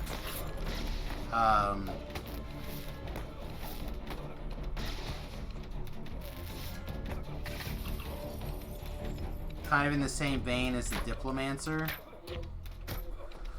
Which is a good crossbow.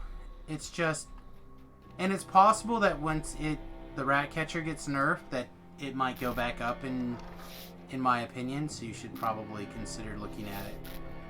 All right, right here is a decision. Left to carry on with the quest, right to do an optional. Unfortunately, that is the life we're living, this life, so we're going to go right to do an optional. The price I pay for everybody. If you're watching this video after the fact, holler at me. Oh! Alright, hang on, we're going to have to check this out in a second. They've introduced a new bundle into the store. Man, we're going to look at it after this quest. So for those of you watching this quest after the fact, sorry. There may be a really exciting store purchase.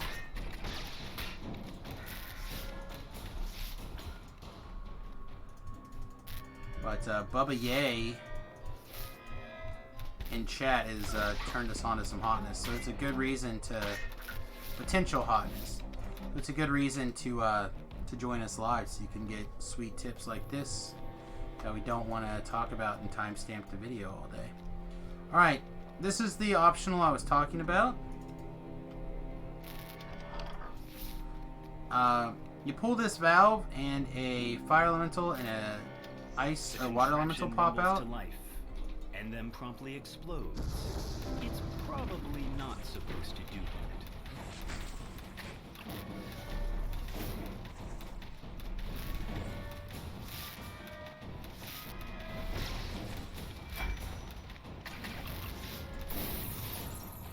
Yay! A blue coin.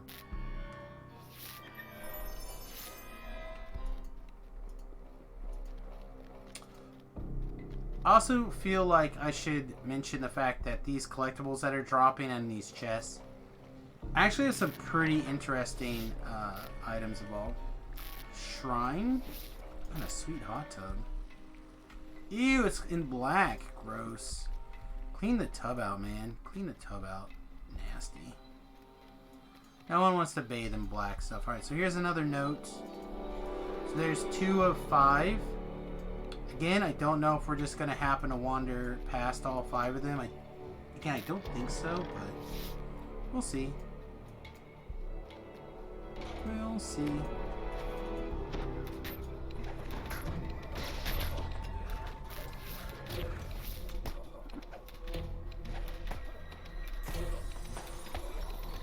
Shoot a web down.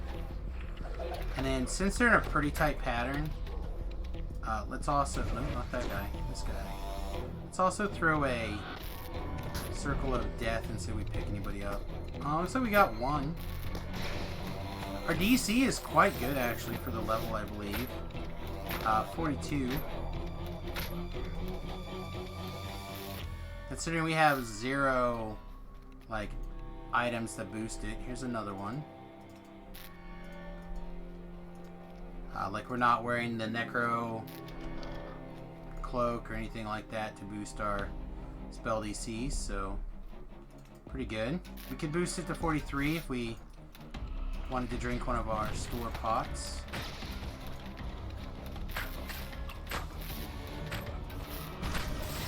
Something to keep in mind right here is that we want to keep an eye out for any exploding spiders. This is one of the... Yeah, see, there it is. This is one of the quests where the exploding spiders are easy to get lost, especially like special champ ones here. There's 2 champ ones, it looks like.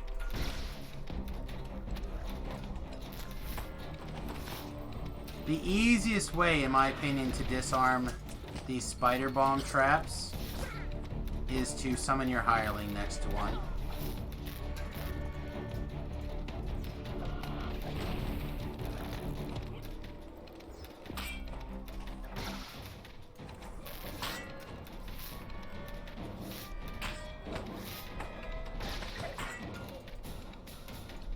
Your hireling will do a great job of getting their attention, and then being like, oh, we can explode and kill a player character, and it's just your hireling, and you don't have to worry about it.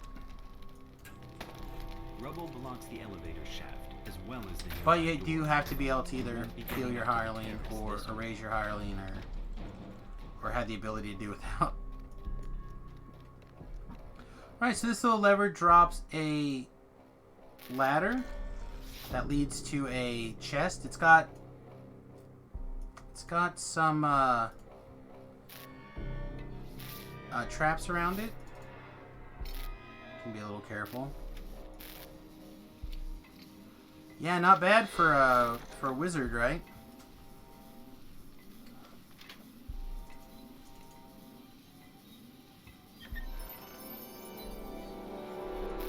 Alright, I made a comment about the collectibles that you're picking up. There's some more.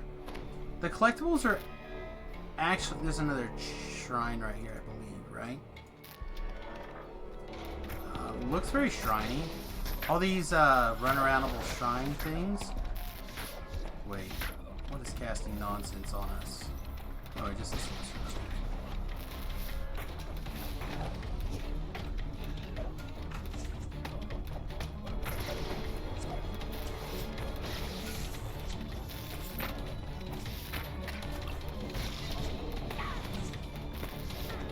No, just a note in here. Boo. There's the shrine I was thinking of. Alright, so right here is a little bit of a weird fight. What I like to do is get the attention of everything and then come back. I know it's not the high ground and we can't hope to but lose, but it is a choke point, so some bonus, right?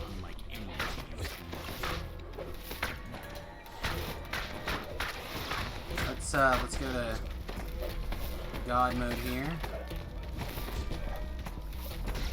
The assault on the tower seems to have ended. Now to head to the terrace and learn what became of Lucian Monk. Alright, is there happen to be a note in this room? If there is, then we accidentally stumbled into that optional. It doesn't look like it. Doesn't look like it at all. Okay. The last of the goodies in this quest. Get your entire party here. Let this guy talk smack on you for a minute. But then we just leave. We don't stand in that circle. Go here and get this chest. Ooh, we pulled a cloak of the city's champion. Nice. Don't think for a moment that you can challenge me in this city. 11 minutes and 29 seconds for 27,354 regular experience and 412 Reaper experience. Like I said, pretty good. Pretty good. If we could have found that note, it would have been an additional 1,333 experience points. So, okay if you know where it is. Alright, indeed. Alright, well, thank you for watching Asharon's Welcome. Again, if you enjoyed this, please like and subscribe to the channel. And, of course, like the video. If you have any questions, feel free to fill out some comments. I do read them all, and I'll do my best to get back to you. So thanks for watching, and we'll see you again soon. Toodles. Alright. Bubba. Let's see. Let's take a look at that anniversary pack, right? See what we see here.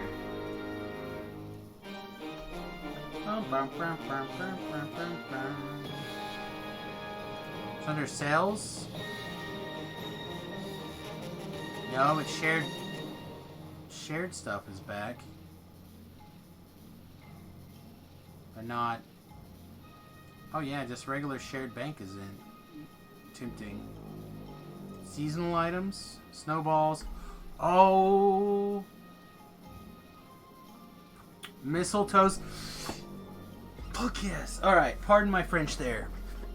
Alright, everybody. Buy mistletoes. Buy mistletoes. Mistletoes are some of the best items in DDO. I don't know how many you want for a year. I'm going to have to math. Mistletoes have an abundant leap effect.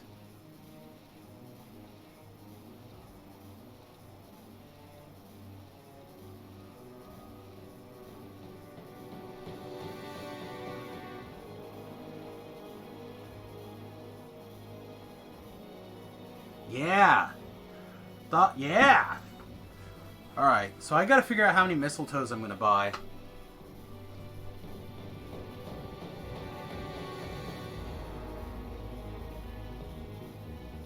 feel like I just want to buy like 300 of them.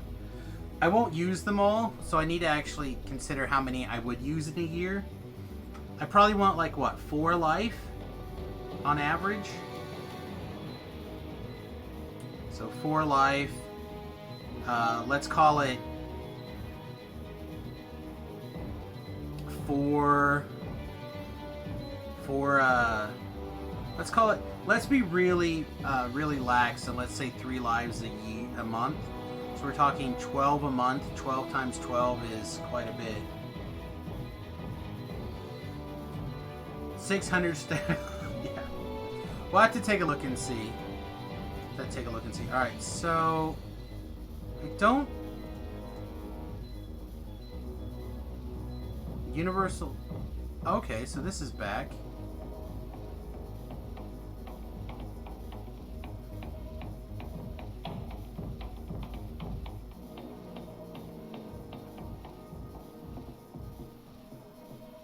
These are nice. Alright, let me go back through the chat. What am I missing?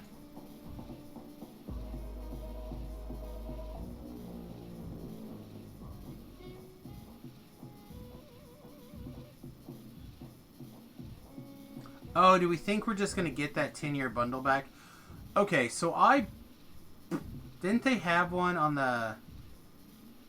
Like back in the when the hardcore server was first time running around? They had like a +8 Supreme Tome and something else in the bundle pack. Like some sort of tome sale thing. I actually...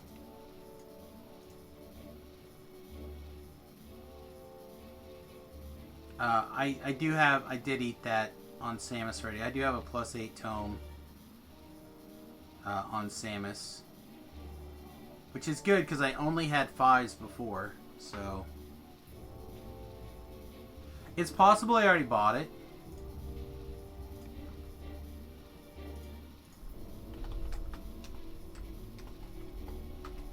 This is called Anniversary Bundle.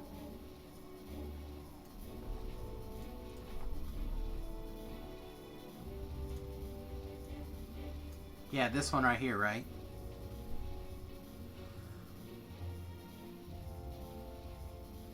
Yeah, it's 1 per account. So they introduced it during the where the hardcore server was going through, September 12th. And this is what's going to get me in trouble. Shu bought this and put it on his character that he was playing on the hardcore server. And I, of course, jumped over here on Solona and ate it on Samus. And then that's the character that died because I went in on Reaper instead of just Elite.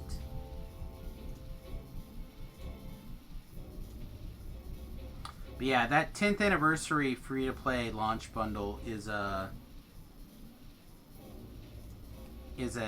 one-time deal. No, it's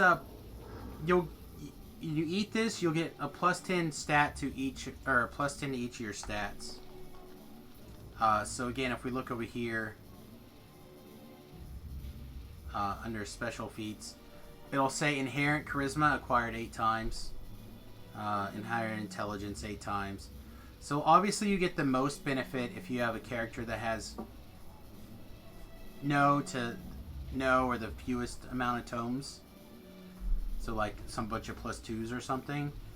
But also it like auto boosting your biggest guy to the maximum tomes at the moment is pretty nice too. So it won't be to all your skills. But of course having like +8 to your intelligence will of course give you like +4 to... It'll essentially give you +4 to all your skills after level 22.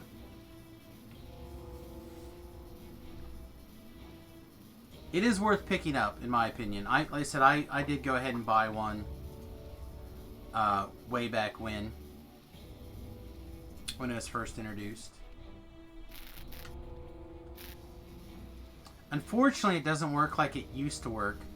If you bought the tomes in the Wayback Machine, when you ate it, it actually opened up and gave you one of each tome. So then you could like put the intelligence on person A and then move like strength or con to person B. This one doesn't work like that. This one, if you eat it, that character gets +8 to all of their the +8 tome applied to them. So it's not like the old bundles where you physically got one of each of the +8 tomes, but still pretty sweet. Still pretty sweet. Yeah, back in the day, I would split tome like those bundles up all the time. In fact, I still have like some +4 tomes from bundles, like +4 charisma or something, laying around. I'm getting cold. Alright, let's knock out 1 or 2 more Sharn quests here, and then probably have to wrap it up for the evening here. Red Rain.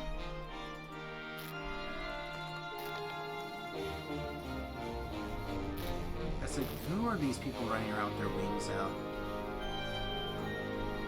Allied farmers.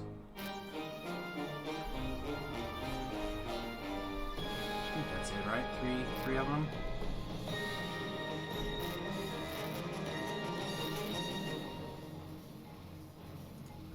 Alright, greetings and salutation, everyone. It's time for like one of my least favorite quests. Not the least in Charm, but one of them. Red Rain. The quest is not bad, it's just long. You step Run to into here, Zelfro's run Fire's there, tidy office. run The here. Inquisitive calls out to you. Step inside. It's kind of awkward. Eyes everywhere. You need to find a con tome or for your rogue, or just buy it. Yeah, I feel like Zelf pulls a switch personally, and nods toward the back of the building. I tend to just pull the trigger on things like tomes once I've saved up enough favor to lessen the blow. You walk out into the streets of Cogsgate. Towers That's just me. loom high above, so tall they Alright, block out the night whenever you see a sky. person, talk to Anyone them. who knows what's good for them will stay indoors This tonight. is an optional that Rain of blood is is very falling easy to here, pick up. and it's up to you to mock There's a the mess. little bit of side questy Despite involved, the but slurred not words, not you've learned a more lot. about the Das Poromor rivalry from the poor man. You wonder what the other residents of the neighborhood might have to say.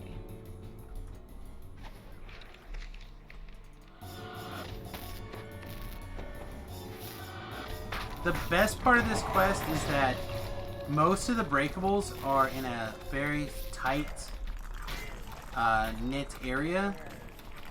So you'll have to do like 3 side runs to get pretty much all the breakables in the quest. And I don't hate that. I don't hate that. The doors to the gambling hall. Not are a fan wide of these open, because you which gotta is remember to comforting. click all the So the nearby tables click are all still of covered with the food and drink.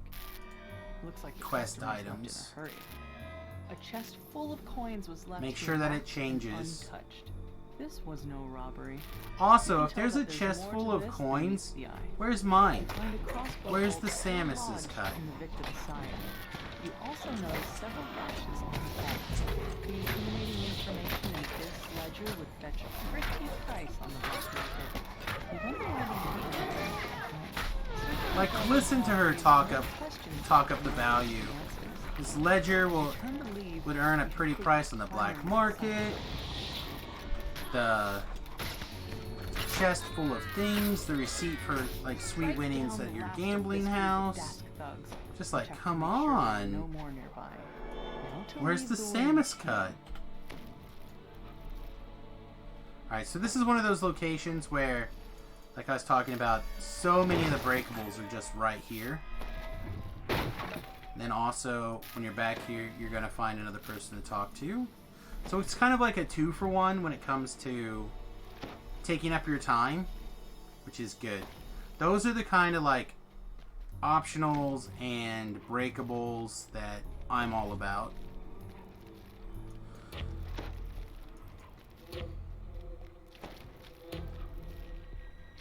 Now we have to run down this side.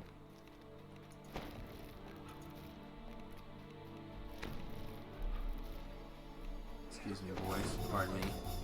Excuse me. You push open the door to the apartment. The surprisingly well-decorated rooms show signs of struggle. Clenches in anticipation of giant privacy.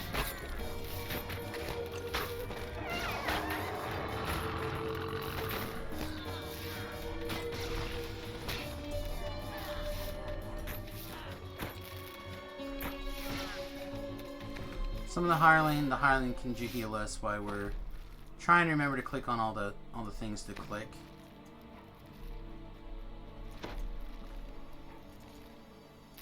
Also, who's like, oh, we found a dead body, but we left it here for you to look at? Crossbow bolt. His last gambling ticket lies just out of reach. Felon must have spent his recent winnings digging himself out of debt. Imagine meeting your end right after getting yourself clear. At least he died in the black. Felon had just won big, cleaning up on a match in an underground fighting ring down in the cogs. Despite clear attempts to Diplomacy these guys out of the way. All of Felon's Rolled a 2 valuables and are succeeded still with in their our proper plus places. 48. As you mull this over, you hear voices from the direction of the front door. Pretty nice. You manage to make it past the Dask thugs blocking your way. The Dask thugs let you pass, thanks to your quick tongue and winning personality. You've learned all you can about these first People are always telling me how great my tongue is. where Zelith awaits your Fact. results. Zelith unlocks the gate, revealing There's another a small lane group of breakables right here. It's the hair loud on my end. I'm gonna turn it down just a wee bit.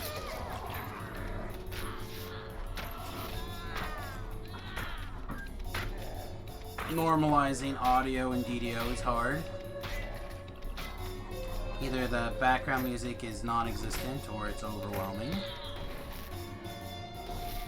we go. I wish they could do something about getting their normalizations. Because the music is really good. Right? Like, the music is really good. You want to be able to hear it. I don't think there's anything down that direction. Nope, literally... Hang on, I got lost. Yeah, literally we have to go this way. Never mind. There's only one way to go at a time. Excuse me. Pardon me. Literally nulled and nobody, or circle of death and nobody died.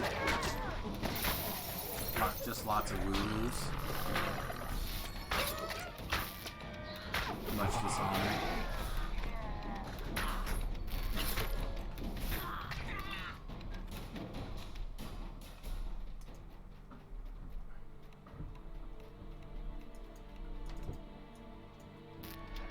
The door to the pawn shop is unlocked, just as with the other crime scenes. Inside, the shopkeeper's body lies forgotten alongside all the other cast-offs in her shop.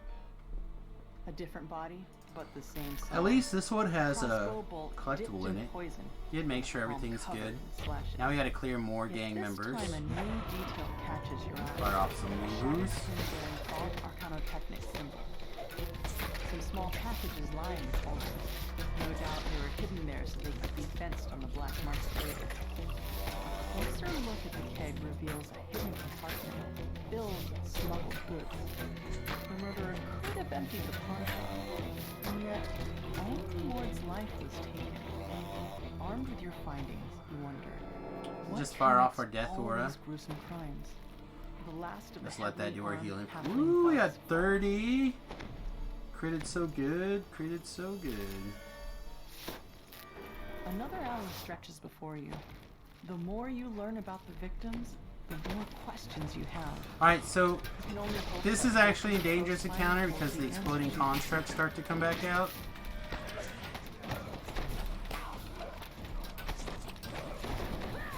There should be a second person that do those, I think. No, there's not. Okay, just the one. Those exploding spiders are seriously, like, the most dangerous thing in this quest. They are... Because you don't see them and then you just, like, die. It's like, oops, kaboom!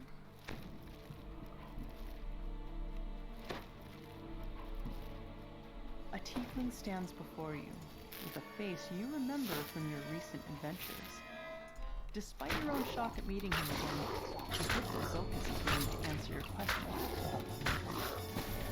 Zulkus steps through a dimension door, his face glowing with the smug triumph of a man who thinks he's won, though you're too busy dealing with his troll bodyguard to notice. The troll topples, yet another casualty of this Again, sweet bloody shrine. night. Feel Now, free to use it. meet up with Zealot. Keep an eye out for peoples. Poor chick got her place wrecked.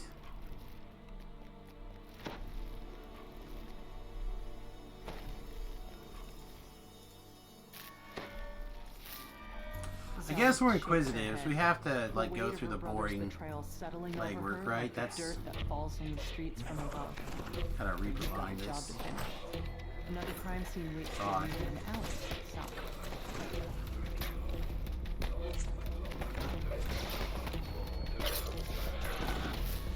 All we saw was these dinos. I do love that we got some dinosaurs in video finally, though. I'm down. I hope more than anything they give us halfling dinosaur riders or dinosaur mounts. I would be so down. Things that I want to see as mounts. Dinosaurs. Something that's like an earthened cart motorcycle. If you haven't done any of the Keith More Baker slashes on the palm. And this time, you Dungeons see and the Dragon pattern.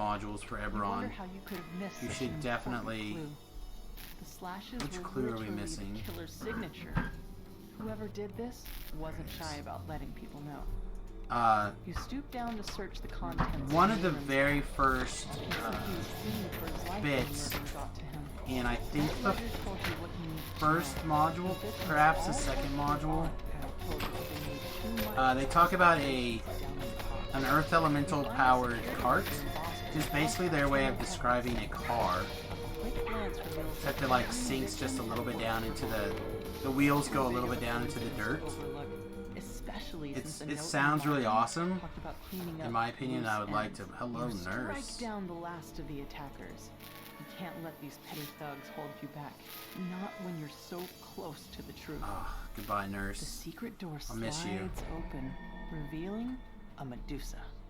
Oddly enough, she doesn't seem surprised. Medusas to know see how to you. turn me to stone. Instead, she motions for you to enter. Or at least how to make me hard. Okay, that's slightly inappropriate. Sorry, get so excited with Medusas. You catch up with Zealot and fill her in on the clues you've love found 'em. so far. She points you towards an alleyway northwest of where There, the we got a closet is. Reaper on the way. There's another area where they'll summon those spiders, so keep an eye.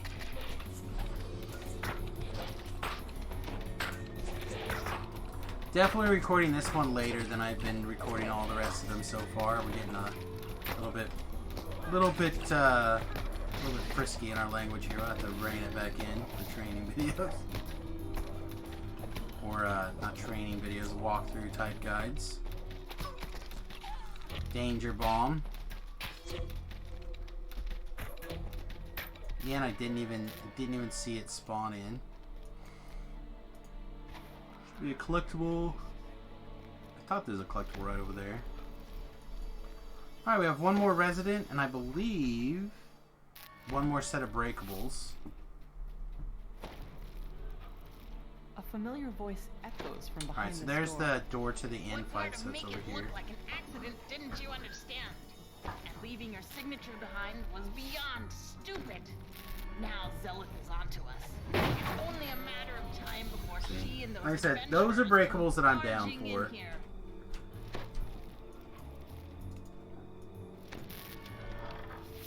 Greetings and Opening the door salutations. confirms your suspicions. Zulkus argues with Burke, the murderous goblin you've been searching for. They turn towards you as you approach.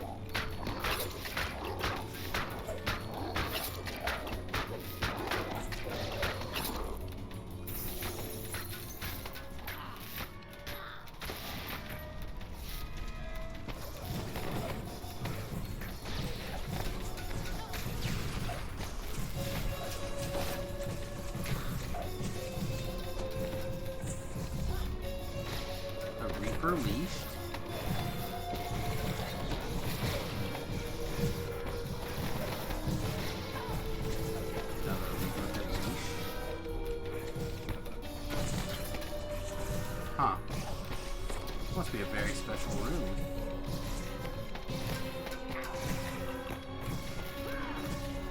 Let's get back on the goblin here. A couple of trips. Don't chase the goblin. He drops traps on the ground. And they go kaboom. Shoot this guy in the face. Don't let him leave. Bang, bang, bang, bang, bang, bang, bang. The dimension door. The tiefling and the goblin disappear through it. Seems like nonsense to me. Ooh, we got some stone shoes. It's actually pretty sweet. Pretty good. And we gotta talk to this chick one more time. Zelith shakes her head. Alright, so The stranger who holds the knife. 14 minutes for 28,555 experience points, 433 Reaper. Pretty good to go. And we even got some sweet names. I'll move on to the next crime and the next. Hey everybody, so that's Red Rain.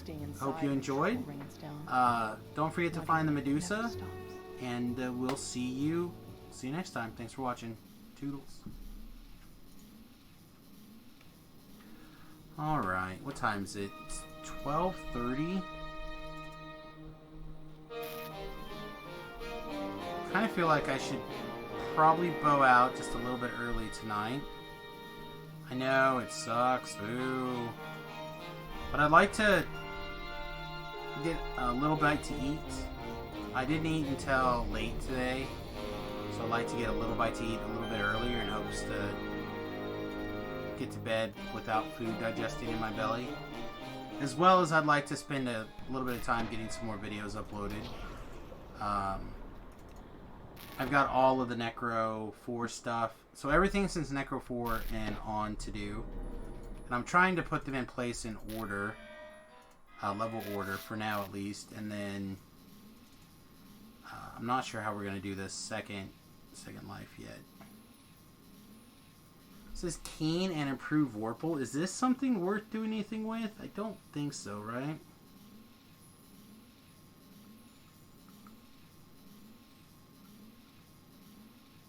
I would die for this in the hardcore server sometimes, though.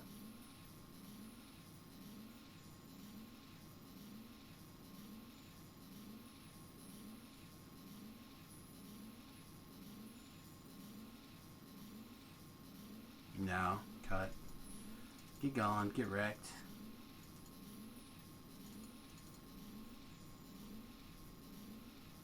It seems really good, though. Alright, another thing we're going to also do here really quickly. So I'm gonna do like 700 thieves tools. Of course the wrong ones got locked. And then I'm gonna put the leftover thieves tools in the guild, in this little chest here. Then it looks like we also have at least 2 shield fragments on us. So let's grab them, put them away as well. The other ones. I before E, except a lot of times. Okay, so there we go. Put that back away. We didn't get any tome pages this playthrough. That was a little bit disappointing. And funeral tokens. Did we fill up on funeral tokens again?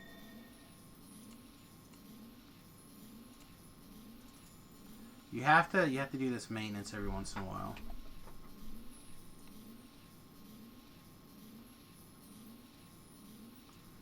You did.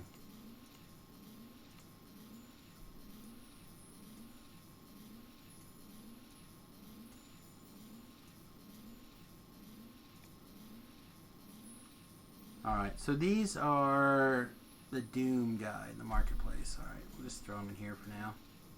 We may or may not just turn them in and decon everything. I don't know. Alright. Well, I think this is where we're going to call it an evening. Hope you guys had a great time. I'm going to go ahead and take a second here and look and see who else is streaming Dungeons & Dragons Online.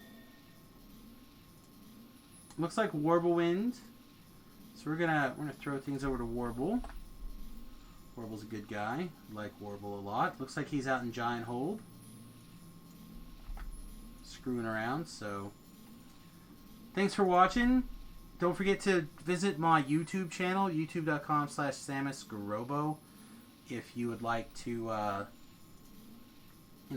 visit there, and at the very least, subscribe. I would really appreciate it. It'll make a big difference. And of course, if you would like to support the stream monetarily, and you don't have like a huge income, or even if you do have a huge income, you can go over to patreon.com/Samus and support the stream for as little as $1 a month.